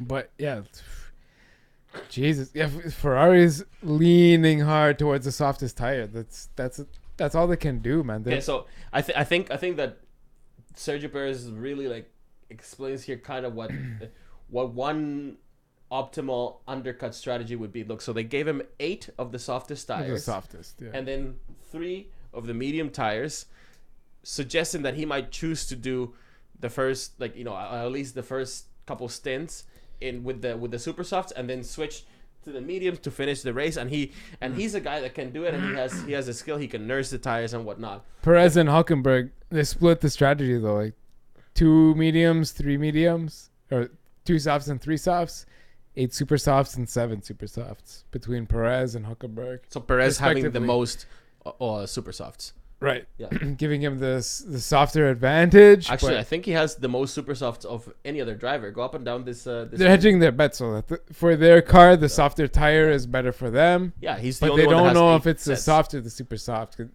they're pretty close as far as tires go. Where's the 2 Hondas? Somewhere in the middle there. Button and Alonso. So pretty right even. up the middle. Yeah, 3 mediums, 4 softs, 6 super softs for both. That's about as middle of the road as you can go. But as you were saying before the podcast, like they're the tuned cartoons from McLaren are coming back. Mm-hmm. Mercedes is confident. McLaren Honda is confident. McLaren especially, that they haven't really been promoting themselves. Like, they knew Honda was saying, and they've had some hard times and changed their staff. And Mercedes again. McLaren was saying when they first took on Honda as a partner again that, we know we're a year behind now. We're starting this partnership late, but we can build this up. We can catch up. We can build on this and get there. The fact that they're starting these tuned cartoons, that they're spending money on this, the amount of time that obviously is involved in that. They're expecting something big. They announced like 3-4 weeks ago that they've hired a whole separate team to work on the engine for next year. There's no more tokens involved, right? So anything is open next year. Anything within in terms the of dimensions for engines, for dimensions and regulations and stuff that they can and advances and amounts that you can change and times that you can change and etc. All open. Can I? Yes. I wanted please. to ask you, like, what you guys thought about that. What? How is it going to change the sport? The token business. Yeah, getting rid of the tokens. Big business, because like we said, like Honda, they hired a whole second engineering squad to work on an engine for next year, like based off of this year's squad. Like based outside, going beyond what they're allowed to change for this year. Mm-hmm. So they have a team like at Malaysia already. They introduced their final motor for the year. Alonso was driving it. This is as far as we can go this year because of tokens. Right. They hired, though, weeks and probably weeks before they even mentioned it in the public. They hired a whole nother squad to work on an engine for next year where the token limitations are completely open. Yeah. Now that you can, and they put part of that operation in Britain, right? Actually in Milton Keynes, right? In the same town that Red Bull has their operation. Espionage. But they're not bringing, like, ripe for espionage. People kept like harassing them to start bringing British engineers because fucking insider trading. But they're still adamant that they want for like their core engineering team to be Japanese. But it seems that like at least now they're more open to at least work with some British companies, not necessarily like themselves bringing top engineers, but they're putting us a base in Britain full of Japanese people, but they can work there with other with British engineers. But like when you really like think about it, Ferrari has said that they've hired an entire squad for the 2017 car and an entire squad for the 2018 car because they're a public team now, publicly traded team, RACE on the NASDAQ. If you want to buy stock, Ferrari is there for public purchase. They have to perform. Mm-hmm. But like these teams knew weeks and months ago what they were allowed. The limits of their innovation for this year was dictated by the tokens. You can only make so many changes, but that allowed advanced working next year. So, but to clarify, I guess, like there has been no announcement publicly, as far as we know, from Mercedes or Renault, but you can assume they've done the same, at least a year ahead. Well, hired a whole extra squad for 2017 to build an engine, right? Here's how I see the issue of or at least this no tokens things going. The thing is that you got to think of like their relative positions right now. Right. So the people that do stand to gain the most are the engine manufacturers that are not seen to be as good as Mercedes. So if we're talking about like Mercedes being the benchmark up here, then like down here you have Ferrari engines, then like Renault, and then Honda, Honda engines. So these, and that's the other thing. There's only 4 engine manufacturers, and if you look at it, not only, it's the most there's ever been in F1 is six, right? Right. Okay, but and 5, like 4 is the average that there's ever been. Well, at one point, actually, back in the 70s, like there did get to a point where like every car has a different engine.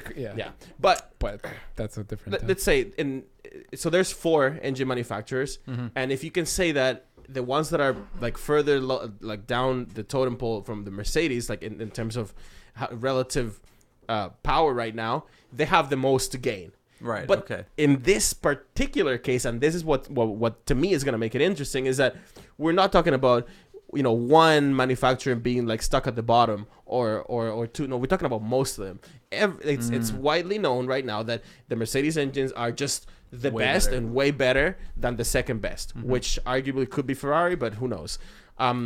So all the other engine manufacturers, you could say, have a lot to gain from completely redesigning the concepts that they have right now. Because what happened is that a lot of these people, Renault in particular, Honda as well, they showed up to F1 with a concept of an engine and with some plans, and they produced this engine that it turns out that whatever they thought that they were going to get out of it was not enough. And the token system, what did for them was it didn't help them. It actually constricted them to sort of keep the same basic philosophies and having to do like minor changes. So now when they're going to be free to do major changes, they stand a lot to gain. So we're talking about people that have big money, at least. Like, these are three companies that have big money and have a lot to prove now. Yeah. Each one for their own reasons. Ferrari, they are under a ton of pressure. Yeah. Right? Renault, they've pretty much, like, they have many problems of their own. Right. But they have accepted right now the reality that the engine is part of the problem. Right. And they have to work on it, and So they have Toro to make it Rosso's better. got a Renault? Yes. Okay. And No. Macron. Next Sorry. Yes, No. they will next year. Toro also has a Ferrari. Yeah, a right? 2015 Ferrari. Okay. Yeah, next year. 2015 Ferrari. Next year they will upgrade to a 2017 Renault, Yeah, which they're Ruh-roh. yeah, Toro Rosso and Red Bull have decided that it's like they tried for a year or two to split. Like, if each of our teams, which are essentially the same team but work independently, have different engines, we can get an advantage because one see team what's will better. one team will know what one of the other engines is all about, and the Yeah. other team will know what one of the other engines is all about. But it hasn't been working for them because then you have to design two entirely different chassis because the engines put out forces. They're different sizes. They put out forces in different ways. they have and like mount hoses going in and out in different they're parts. shaped Yeah. different ways. They're all different things. So they've gone back. So like remember last year the Red Bull is powered by a Tag Heuer. Yeah, that's right. There's That's- actually yeah, right, five right. manufacturers. Apparently. Next year, as far as we know, they'll be going back to the Renaults, and Toro Rosso will also be powered by a Renault. Both teams will be powered by Renault, sister teams, and then Renault they can- itself. and Renault itself. But yeah, the Toro Rosso teams. Sorry, that's where I just interjected. But yeah, the two of them will be consolidating like their chassis ideas, their engine ideas, then et cetera, and hopefully should pull the Red Bull sister team up. Absolutely, yeah, I know, and But they tried it though. If you were the Red Bull team, like we can get a whole team with one of Ferrari's engines. Let's try it out. yeah, let's see do what that. happens. For You sure. have to. Like, how could you not? Well, and they you could argue that they had no other choice. Yeah, I that's think what I'm yeah. saying. Like, how could you not? Yeah. You can't not. We got a Ferrari engine in our car. We're not even racing. Yeah. So yeah, next year is gonna be interesting in that point. Now, on the chat, Vince points out that he thinks that getting rid of the tokens is gonna make it an interesting season towards the end of the year, because the other teams would have had the opportunity to catch up, and I agree with that. Like, so the other manufacturers would have had an opportunity to catch up in terms of power, and I do agree with that. But here's the reasoning behind that. Is that in this kind of complicated world of engineering and like, you know, little changes that make only a little bit of a difference, so you have to make 1,000 changes for and you know, work in so many different ways, so like really come up with something innovative. It does happen that to take something that's the best and improve it takes a lot more effort than if you start from below, Right. and have to like bring it up to that level. Right. Because perhaps down here and being down here, and once you like run your analyses and then see how the successful team does it, Yeah. then you identify areas that are clear areas of further Absolutely. development. Yeah, yeah. Right? So there is every single like logic to think that that's how it's going to go. And if I'm honest, like that is probably how it's going to go towards the end of the year, and if not the end of next year, definitely by the end of 2018, teams would have reached parity, because that's just how it works out sometimes. But I can think of an interesting alternative of how this would work, which could, like, there's nothing stopping this from happening, and like, correct me if I'm wrong, but let's say for some reason, Ferrari or Renault or McLaren next year, they show up with a bomb. Let's say at the beginning of the year, they just show up with something completely revolutionary, completely out of the park that nobody had even been thinking about. And for the first half of the year, they just have some sort of an advantage. And then the other two remaining engine manufacturers don't have to catch up only to Mercedes, but to a different team. I think that could make things interesting in the sense that the balance of power at the beginning of the year is going to look completely different than at the end. The result in the end is the same. The fact that you're going to have almost like a championship of two halves. The first half where like things are like a bit of a mess and everybody like would be going up and down depending on what they do. Yeah. But then eventually they converge into teams that hopefully will be more competitive. Right. I guess we'll have to really see about that. I guess because I don't know. Mercedes is being so good so far, but some reliability. Their only problem this year has been reliability.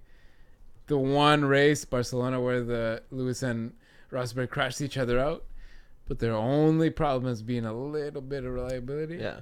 And a lot of people think that's conspiracy.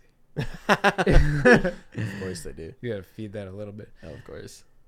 But yeah, like they might have gotten close, and the other teams are catching up behind to the maximum achievable efficiency with modern technology.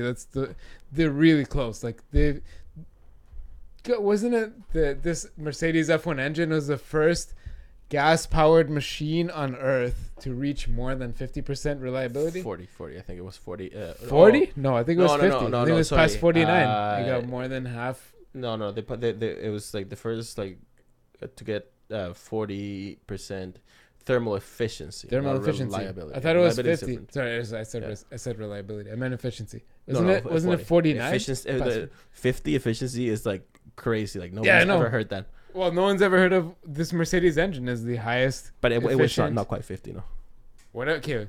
Can you see if you can find that quick? Just so I can. Yeah, it's to say Mercedes engine. Mercedes F1 engine. F1 engine efficiency. I wonder what the road car version of that F1, their F1 supercar that they're going to be selling is going to be. Well, whatever it was, anyways, they reached the highest efficiency ever for a gas-powered machine in the world. On Earth ever. Like it doesn't, like the electric boost, the power that it gets and all that is built from the gas power. It doesn't come from nowhere. It's not extracted from the universe. It's not sucking in energy from solar power, anything like that. It's not pre-charged. It comes from the gas. They reached of the internal combustion engine. The internal combustion engine. But reached the highest efficiency. But actually, no. See, they're actually talking about the engine, like the power unit. The whole overall. As a power which unit. actually does get some of its energy from electricity. It's like Daddy, you're not. No, it does. Sorry, I gotta correct you because the power unit, what they're talking about, it does get some of that efficiency because it's got electric bits. Yeah. But those electric bits are reclaiming energy from the burned gas power, from the momentum. Yes, right. From the there's no Newton defying bits on this car. Bits, like that's the word. There's nothing defies Newton's laws of physics. Yeah. Everything is there. Yeah. It's built in. Doesn't matter if it's electric or something we've never heard of, or gas, or if it's powered by like sheep wool or something. It doesn't. Whatever it is, it's the most efficient machine ever built. No, gas powered. Gas powered. Yeah.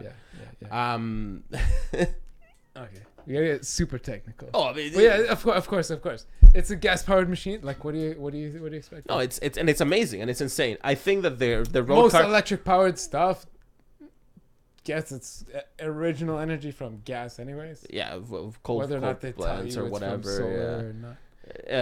Yeah. But it's amazing. It's amazing. These engines are amazing. Oh, you can't. This discussion is the reason you can't just easily convey it to the Taylor Swift fans. You can't just be like Taylor Swift's like, whatever. I don't Right. even know. Was she saying country music? It's something like that. I Texas, think. some It's Texas, like some sort of Texas like love songs. yeah. Let's go with that.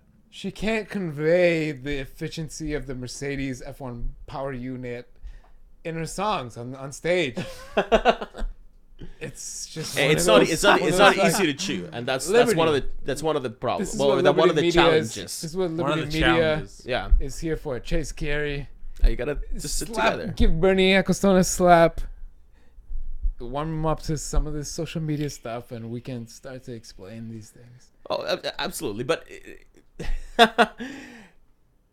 that cannot be, of course, like negative. What they've achieved is a momentous thing. It's very, very impressive. It's incredible. When they put it in a road car, it's not like immediately not gonna be as efficient Yeah. because they're putting in a road car, and road cars have to be heavier by definition. So it's Lewis never gonna Hamilton's car catches on fire every like 5 weekends.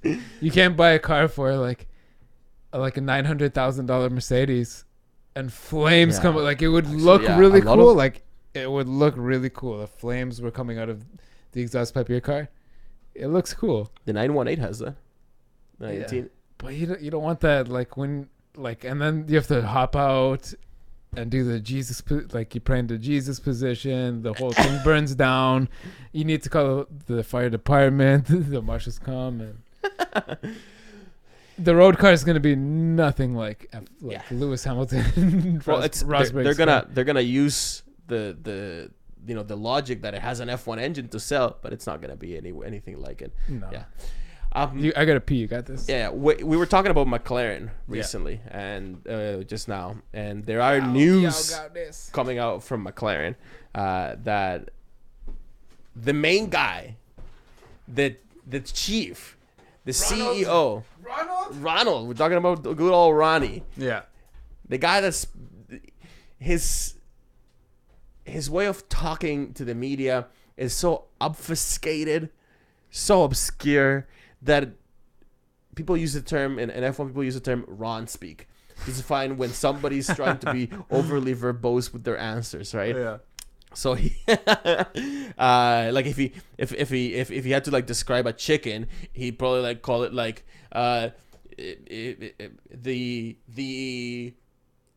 the non-flying avian unit. Or something like that. Like yeah. So that's the way he talks, but he's been a figure that kind of had dominated the F1 politics for a while, especially like he worked with Senna, the great Senna. He was the chief of McLaren when Senna had his golden years in McLaren.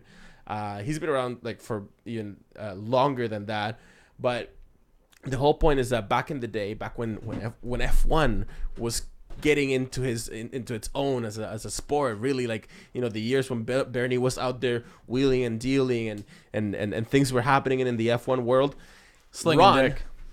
Ron Dennis was also very, very busy turning what was basically a small team, a small British, almost one of those what Enzo Ferrari called the garagista, like these garage teams, like based out of somebody's garage, and turn it into the powerhouse that it is right now. Now, just look up a picture of the McLaren Technology Center.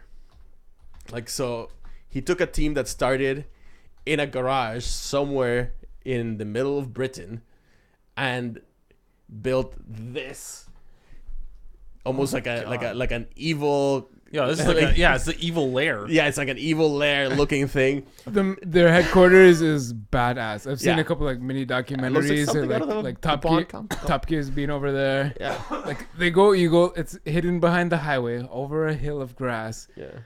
You cross that hill and it's a perfectly still lake of glass in front of the windows of their F1 car museum.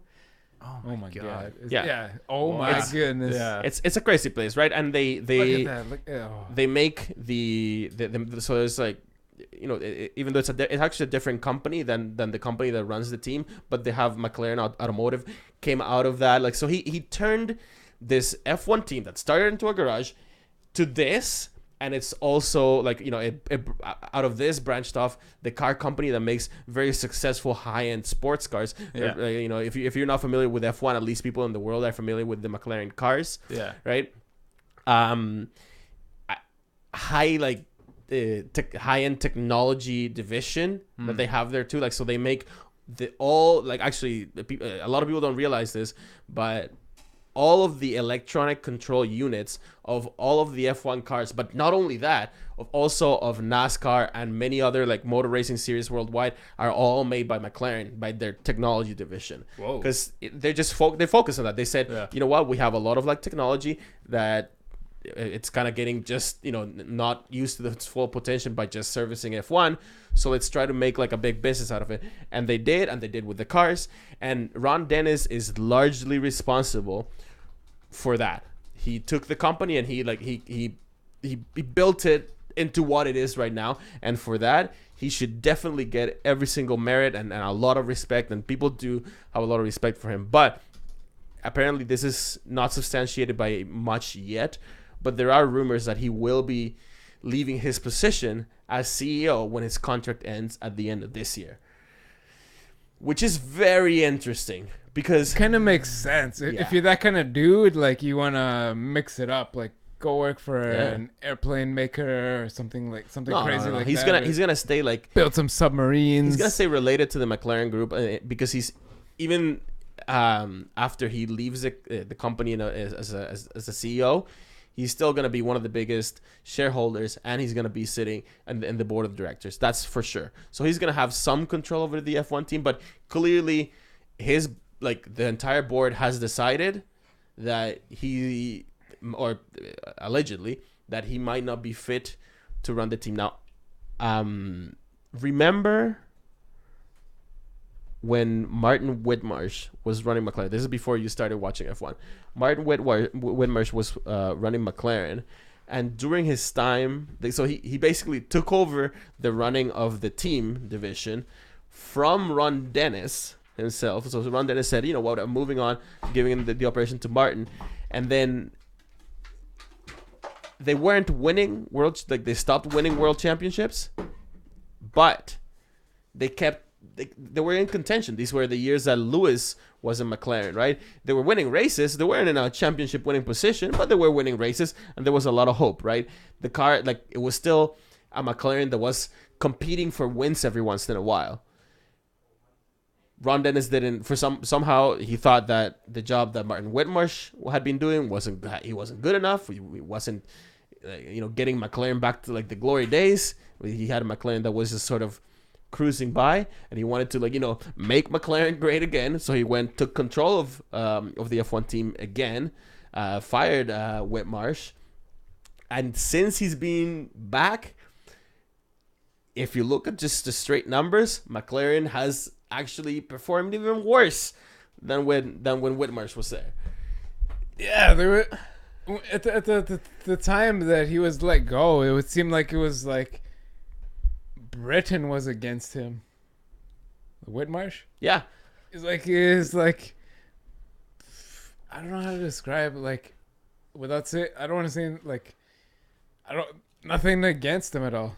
But they just try to show him as like he's like not a good businessman or something, not a good engineer. Yeah, Martin Whitmarsh. Yeah, they kind of like he kind of. They tried to like show that he like prove that he's bad. Like they try to like make him look bad.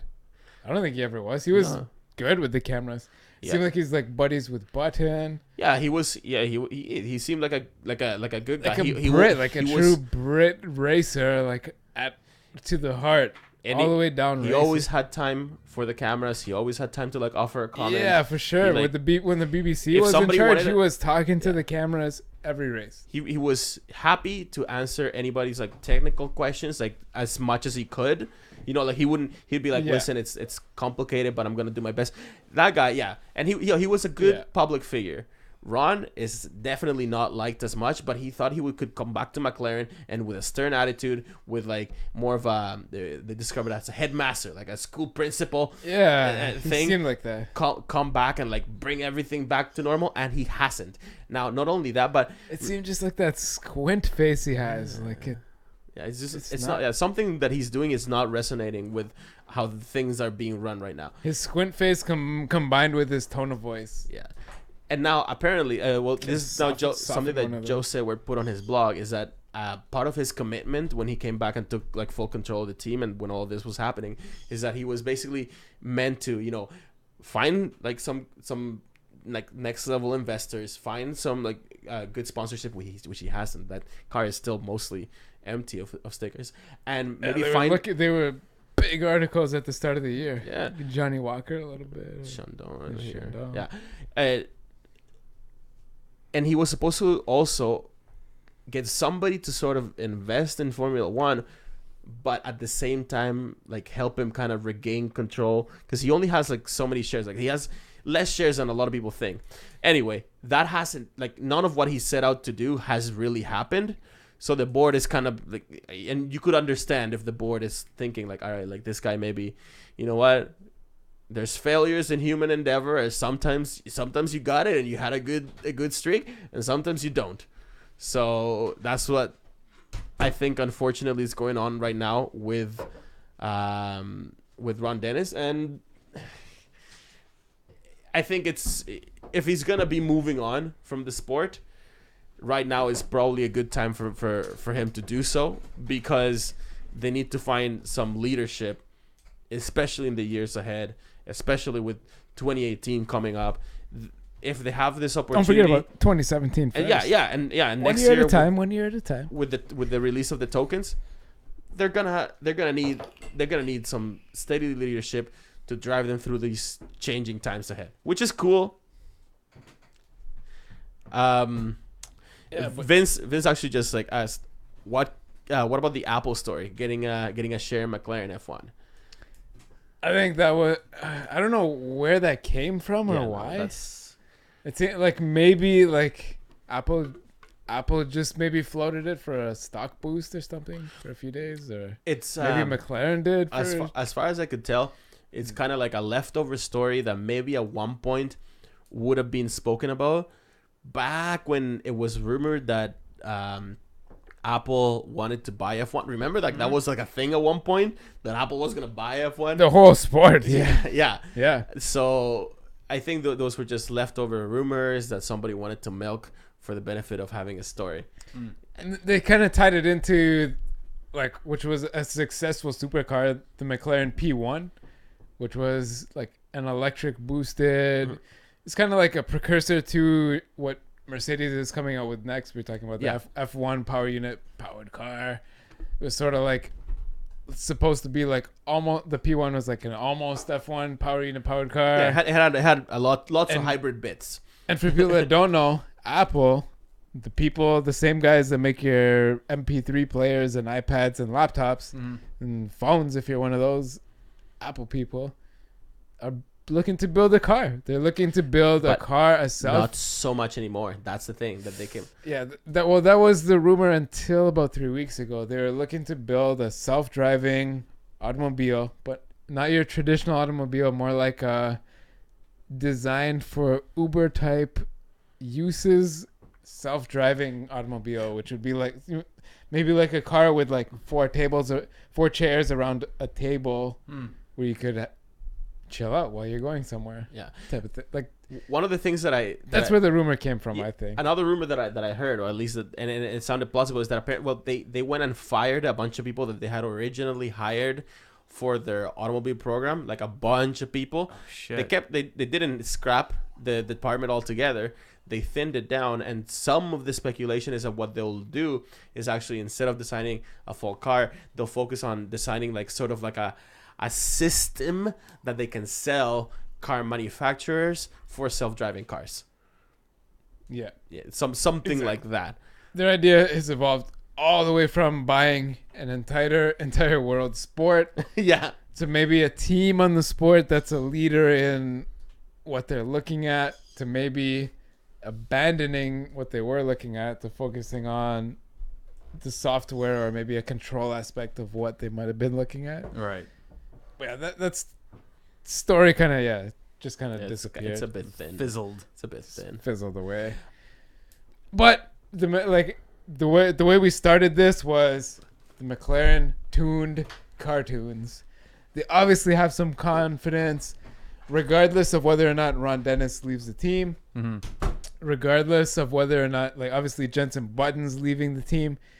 But now the team has actually said Jenson Button might be sticking around in some kind of a team role next year. Excuse me, as well as Williams. Both Bottas and Massa, Felipe Massa and Bottas have announced their retirements. Both of those teams have said that they kind of plan to keep those drivers around for Stoffel Van Dorn and for and for Lance Stroll, maybe to be mentored by them. Like that makes sense. The guys they're taking their seats from. Yeah, Massa was in F1 for 15 years. Wow. Wow. Jenson Button was in F1 for 16 years. Both of those are ridiculous. Yeah. Crazy numbers. So, I don't know if either of those are the truth or plausible, but both are insane. And I don't know. Something interesting, like segueing in away from that, I guess. Lance Stroll, going to Williams. I was just saying to Mike. Is it fact now? Like 100%? I think so. So his dad has said there hasn't been an announcement. There has not been an announcement from Williams. Official. No. Okay. I tweeted this the other day. Williams made an announcement that they would not be making an announcement until after Lance Stroll's birthday on October 29th. The day of a Halloween party? Yes. Halloween. Which is Lance Stroll's birthday. He'll be turning 18. Because don't forget, the Williams Formula One team is sponsored by Martini. Ooh, Martini. Which is a booze company. Lance Stroll is 17 years old. Can't drink. Right. So he turns 18 on the 29th of October. Oh, you think that's going to stop him from... Yeah. I mean, you never know, right? Yeah. Well, 18 is legal age in Quebec and most of the world. Most of Europe, yeah. Most of Europe and most of the rest, most of the Western world. Except for America is 21. What the fuck? But I think Mexico is 18 as far as I know. Most of Europe is 18. And most of Europe is drinking beers. Like, if you get like too many mosquito bites, your parents are like, have one of my beers. I made this. It's not really a big deal. But you turned 5 today? Have a beer. Internationally, but for the Canadian market, the American market, most of that anyways. You got to be 18. Yeah. So they're just waiting until his birthday. But his dad said, quote, Lance will be in Formula One next year. So he said that to some Montreal newspaper.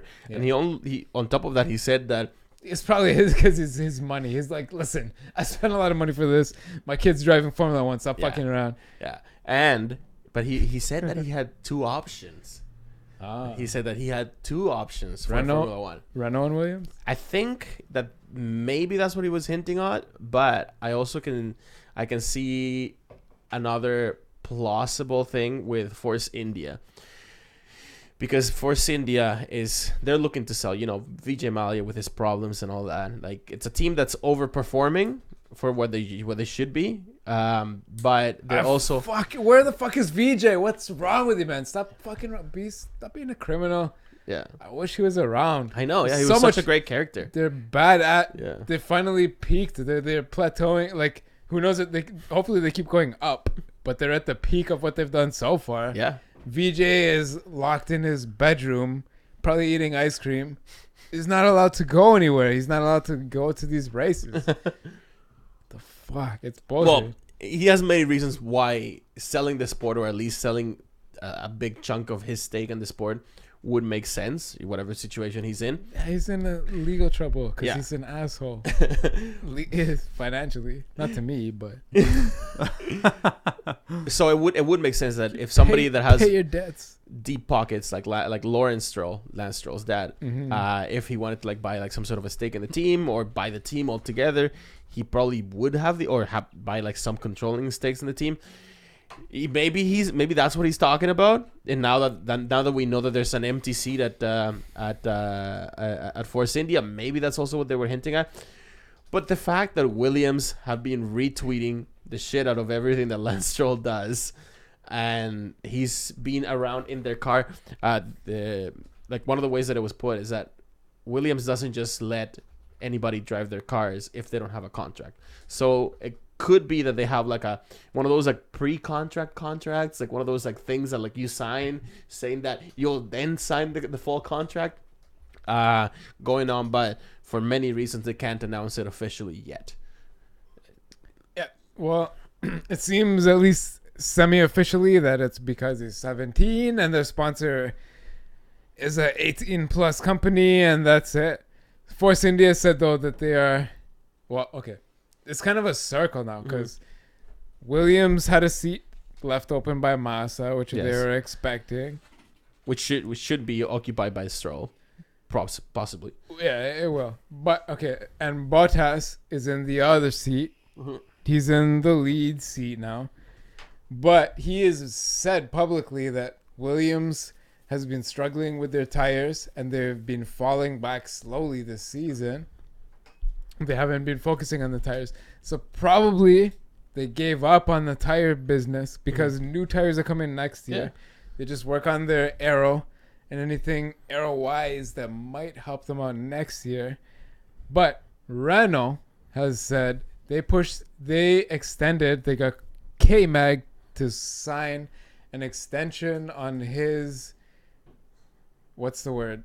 His option for his contract for next season, an extension until this weekend, which he's now pissed about. And the rumors have started swirling that K-Mag might be moving to IndyCar. He said, no, these are just rumors. Hashtag keep the dream alive. We have Mike. If there's a link to that. To he's got a hashtag keep the dream alive type of thing. Here. But highlight. Last week we were talking about Bottas was second ever for starting 73 races with Williams. The most of anybody's career in one team. Yeah, he's had the longest career in one team so far. And even if he switches teams, he would have a whole new record as the longest ever stuck with one team. Yeah.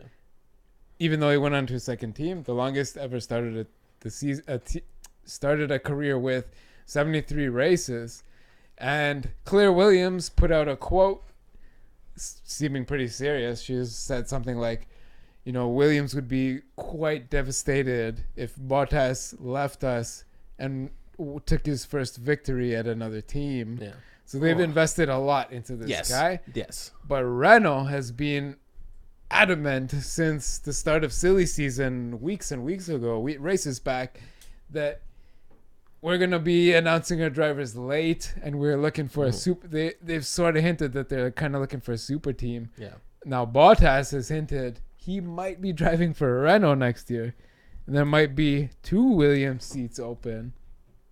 As well as Hülkenberg, we talked about last week, left that propaganda message saying that he was encouraging Sergio Perez to stay with Force India. Like, stay here, bro. Like, we can do this together. Bro. Like, the two of us are badass drivers. Let's elevate Force India. We'll get these points next year. He just signed a contract with Renault. Sergio Perez stayed with Force India, stuck behind. And now, this week, I think it was yesterday, Wehrlein confirmed that he is in talks with Force India. Which we said 3 or 4 weeks ago, and Mercedes confirmed Wehrlein is not going anywhere. He's going to stay with Manor, develop his skills. And we also said that Bernie Ecclestone had some kind of inside knowledge that Wehrlein was getting engine bits and a couple other helps along straight from Mercedes attached to his Manor car alone. But for this year. They're not talking about next year. Yeah, this year. Yeah. But yeah, Mercedes is helping him along.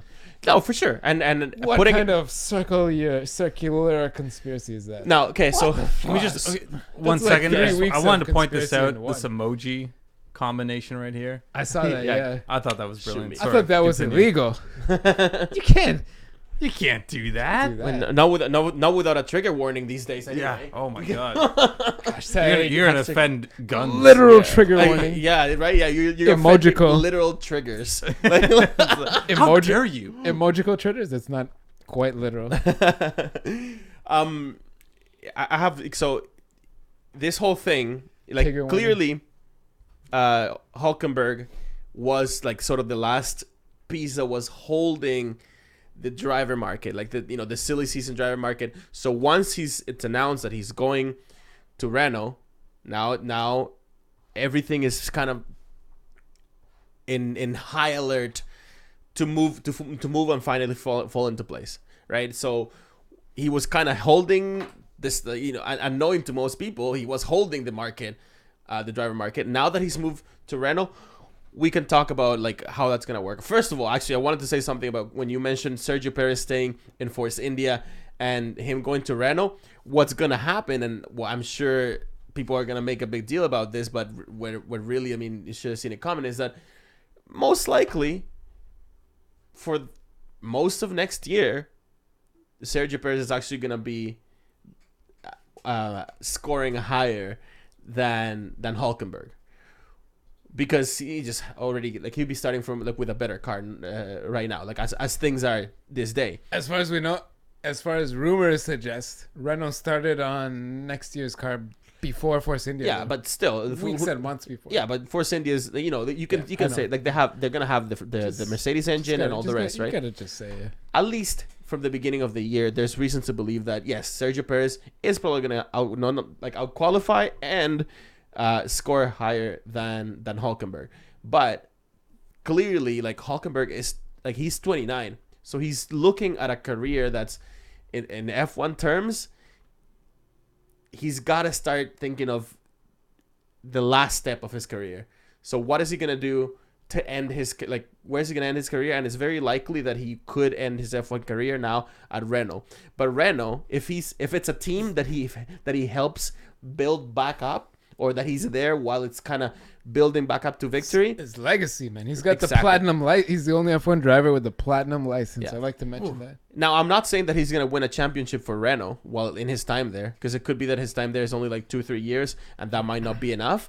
But he might be able to squeeze a few well-deserved wins before the end of his career, which is cool. Like, and I'm all for that.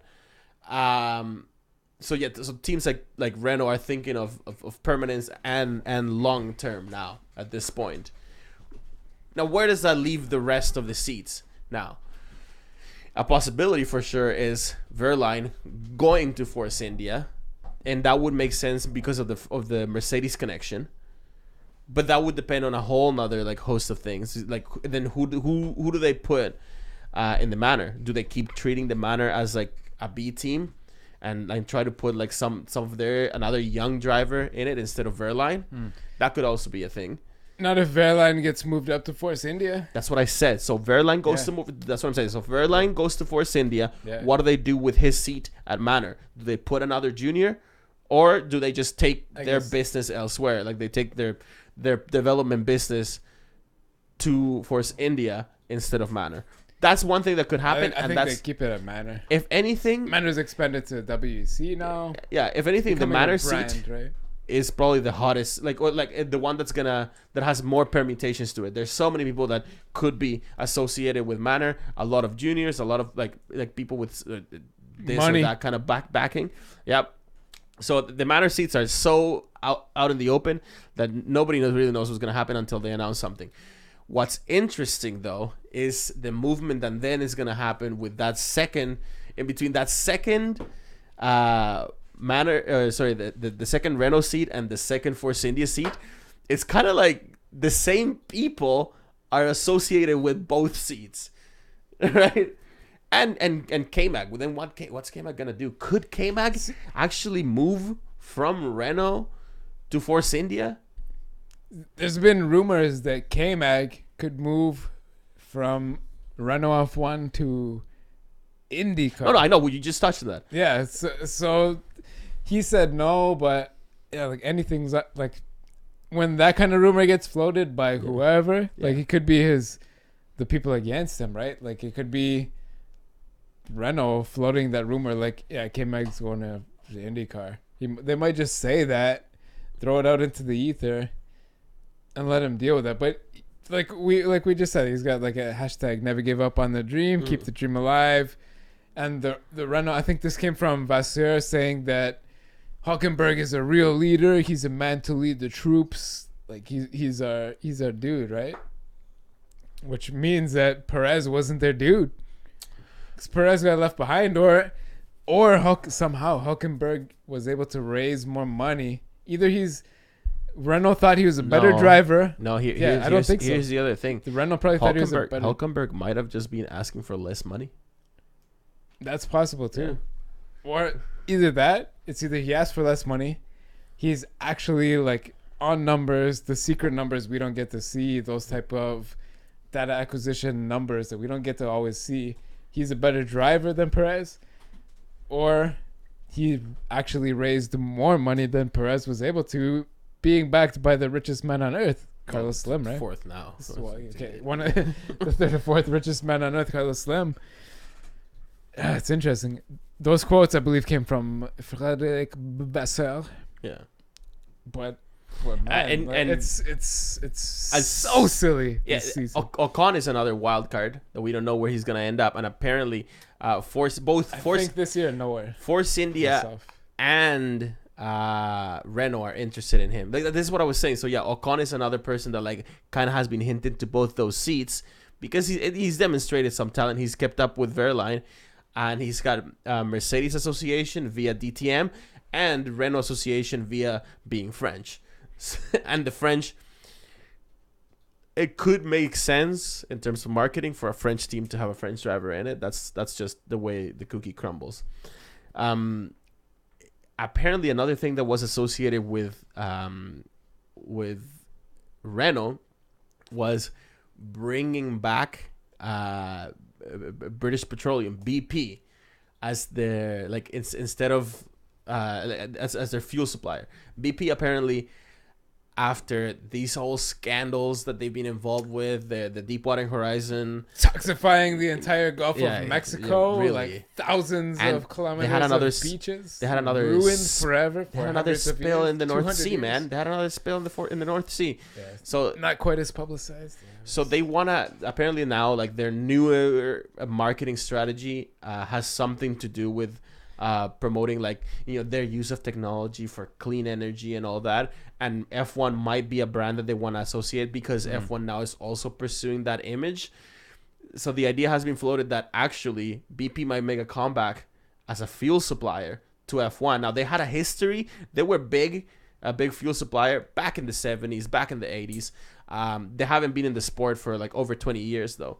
So if they come back, it would be kind of interesting if they did come back with Renault, because their typical association being British Petroleum had always been British teams.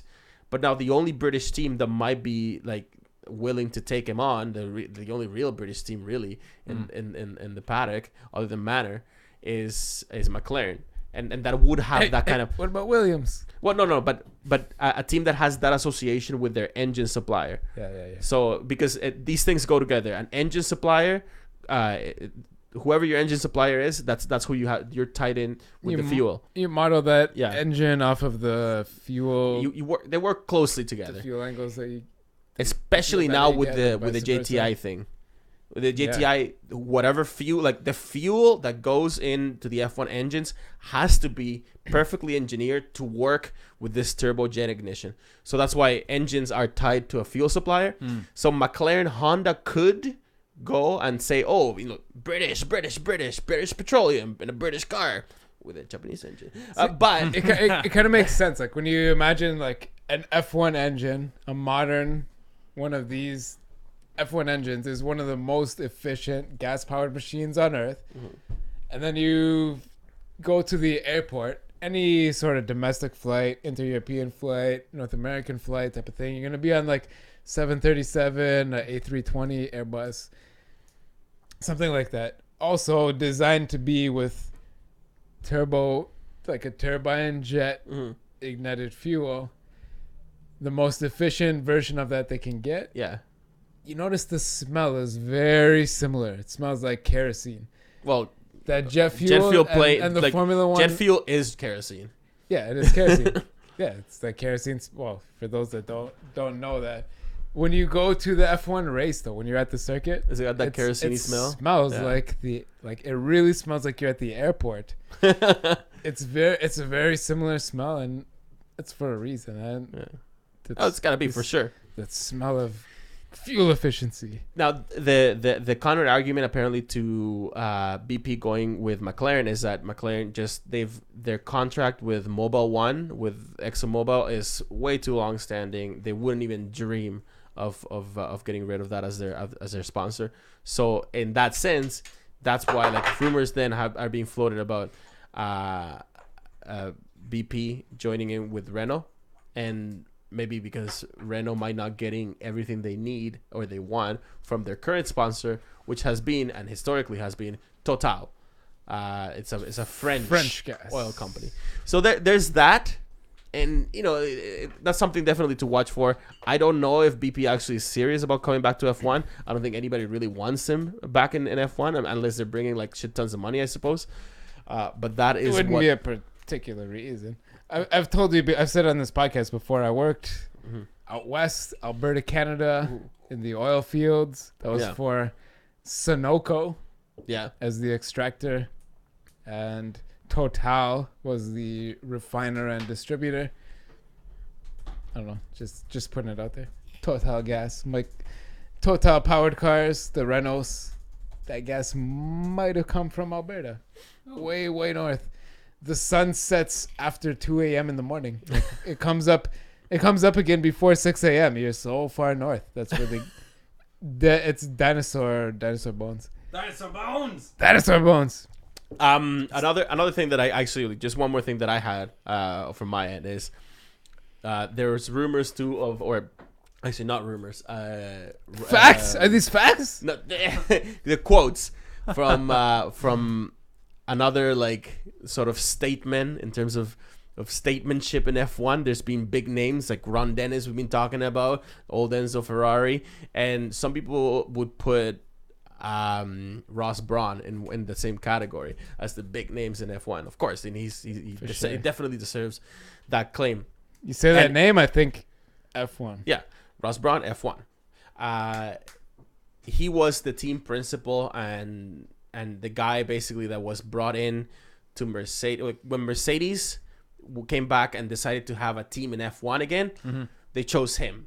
Now, it was an easy choice because they basically bought his team that has just finished winning the championship. But anyway, they bought and they retained him and they kept him in the leadership in order to sort of bring the team back or build a competent team that could eventually win championships, which it did. But the funny part is that before they started winning championships, single like personal built F1 car, won a championship once. Well, yeah, he's still got that claim. Yeah, in his he came in a there's many reasons why that happens. So it's incredible. Yeah. Anyway, but so he's a guy that you want him to run your team. He was running Ferrari when Michael Schumacher won 5 championships with them.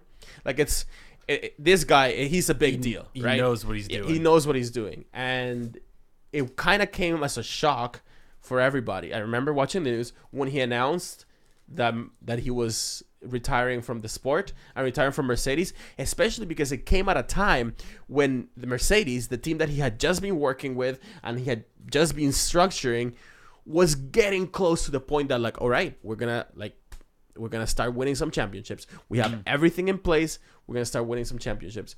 Now, he had stayed very silent about all that, and he just said like, oh, whatever. I just want to retire. My time in F1 is done. Da, da, da, da, da.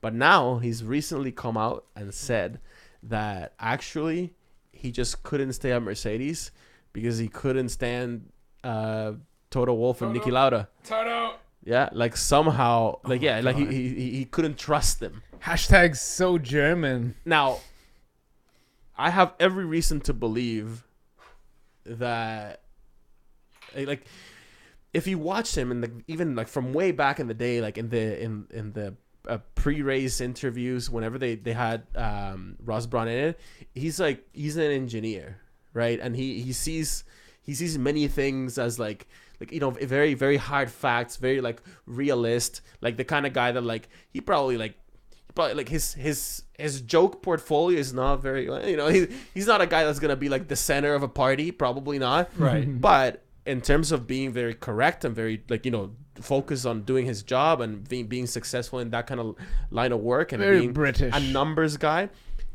like you could kind of that, and like that came across like the way he talks. So I don't know if he's gonna be like going around like it's spreading lies all of a sudden. It doesn't seem to fit with him. So when he says that Niki Lauda would say something to his face, and then he'd hear from somewhere else that he was saying something completely different, and that Toto Wolff and Niki Lauda, like at some point, like he confronted them about actually hiring Paddy Lowe, the guy that's somewhat running like a portion. He's Paddy Lowe is the guy that with Toto Wolff right now they basically run the team, like the day-to-day operations. When Mercedes hired Paddy Lowe, like Niki Lauda came in to confront them, and apparently Toto said, "Oh, actually it was Niki," and Niki said, "Oh, actually it was Toto." So that kind of attitude and that kind of stuff, he just felt like he could not. Like, I don't want to be part of this daytime drama. Yeah, he's like, I'm fucking too old for this. Yeah. What you guys doing? I've had my success. I've had my millions. I don't need any of this shit in my life. Yeah, fuck off. Yeah. Jesus. Really, who can blame him for that? Yeah, absolutely. Yeah. That's crazy. What do you got? What else you got?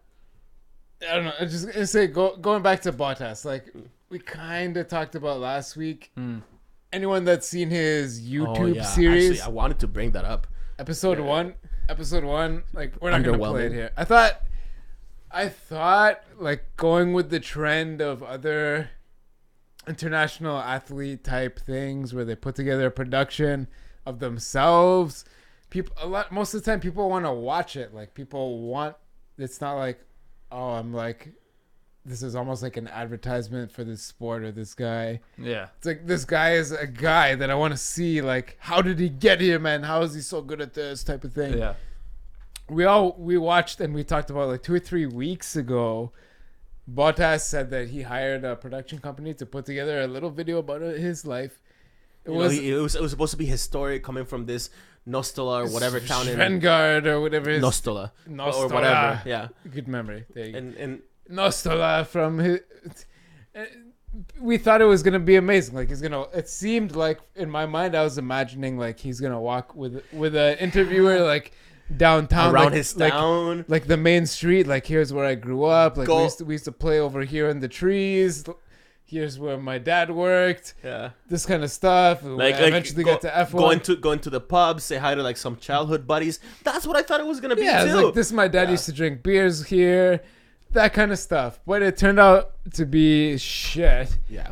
Everyone, all the comments on Reddit, on YouTube where they posted it, and anywhere else on Twitter where he posted it, was negative. Like, yeah, he could have done so much more. I hope you guys are going to re-edit the next episodes and stuff. It's been 3 weeks, I think, since the first one came out. And that's what I figured was at least, they're trying to do something good, yeah. They're They trying to redeem themselves. They reconsidered the whole series and like they're gonna edit it in a more flowing way that people could relate to better. The second episode sucks. It sucked. It's like a minute and a half, barely talking about his town. Doesn't show fuck all. Like it's some slow motion. Like let's get something out there. Bottas, yes.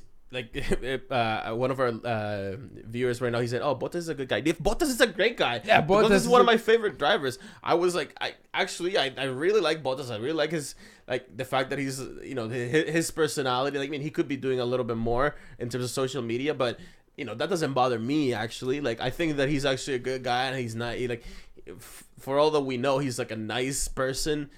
Actually, we're not bashing on him at all in any way.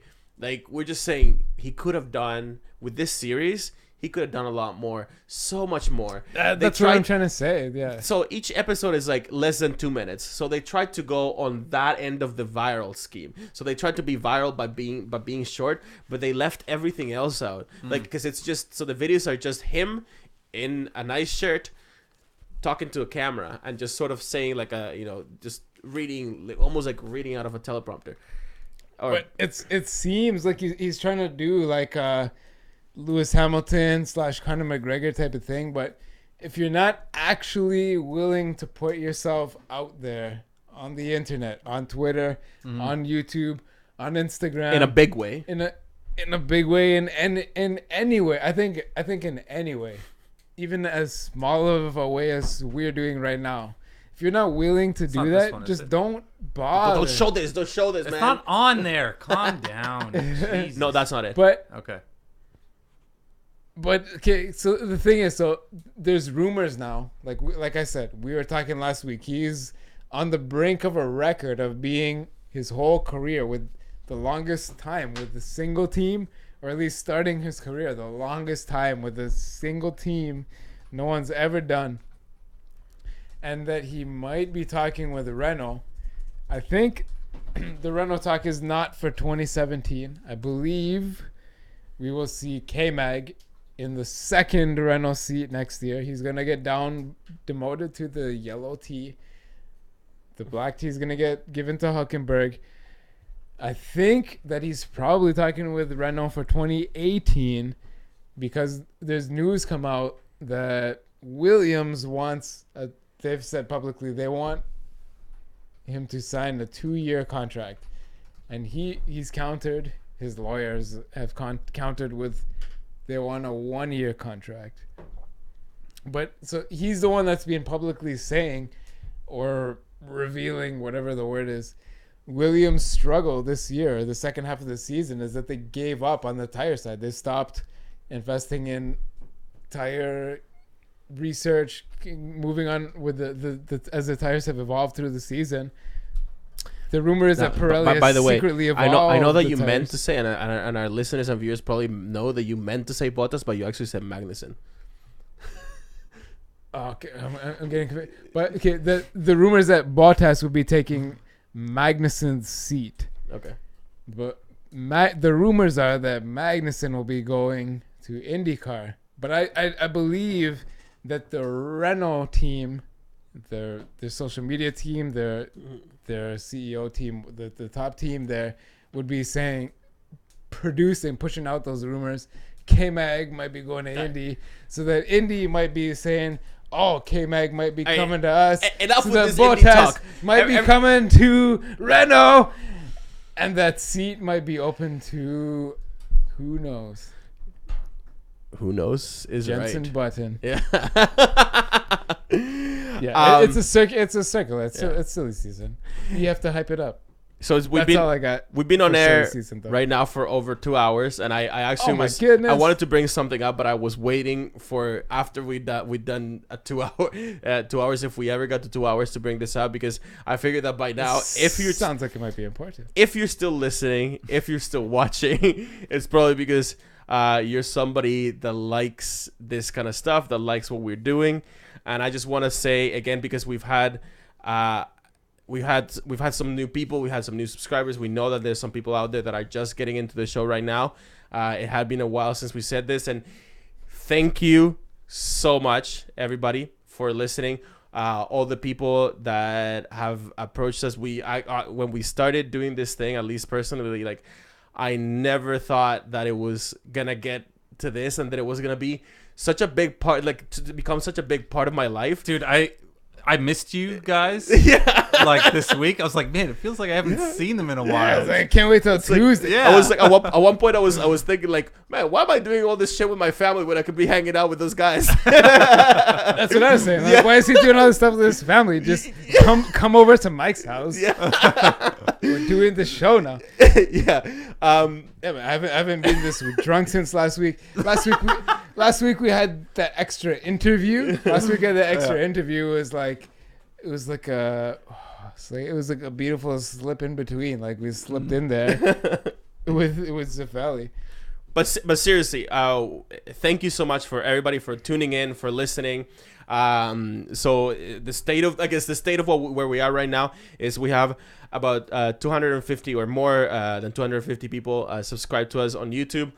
We have like almost 200 people on Twitter, and we know from the analytics on our website that we have almost 2,000 people subscribed to us on iTunes and other podcasting stuff. So again, thank you for listening. Thank you for tuning in. Honestly, we do this for you guys, as like we have fun here and whatever, but it wouldn't be anywhere. We don't make money. Yeah, well, yeah. it wouldn't be anywhere without you guys. And I actually have a plea for all of our committed, our dedicated listeners. And if you like this kind of stuff, I know that a lot of you out there have your own reservations about, for example, hitting subscribe or hitting follow on Twitter. I do want to just do it. No, I do want to ask you. Recently we had Lance Stroll. We've been actually in touch with another F1 hopeful. We've had the interviews with Jarno Saffelli. He's not a hopeful. He's been driving F1 cars. Anyway, yeah, but we'll be talking to him soon. Yeah, we'll let you know when we know. But yeah, so all of this stuff is down in the pipelines because right now our numbers that are publicly available, things like YouTube, our YouTube subscriber count and Twitter matter a lot to a lot of people. So if you're listening out there, if you like what we're doing, and if you like for us to keep doing this and bring you guys more content and more interviews and perhaps take this to the next level, please take a few minutes out of your time, go on our YouTube page, hit subscribe, and follow us on Twitter. It would mean a lot to us. And once you have that kind of public backup out there and that's visible, we can then bring that to some people and say, hey, listen, we have a bit of a following, and we might be able to keep bringing you guys these kind of interviews and hopefully some more great content in the years to come. Hopefully. Yeah. Now let's get to some bits, some shit that really doesn't matter. Let's end the show. Yeah, I gotta go soon. Yeah, okay. All right, Yeah, I have band practice. All right, Wednesdays are my day. Yeah, what time do you have band practice? No, let's go, man. I gotta be there by over 6. 2 hours. All right, Mike, wrap it up. All right. We'll come back. We have all of the rest of time to do this. Don't Sorry, worry. guys. If it was up to me, you know, Yeah, it'd be a 3-hour podcast. I would have done the bits. Cheers. Cool. Cheers, everybody.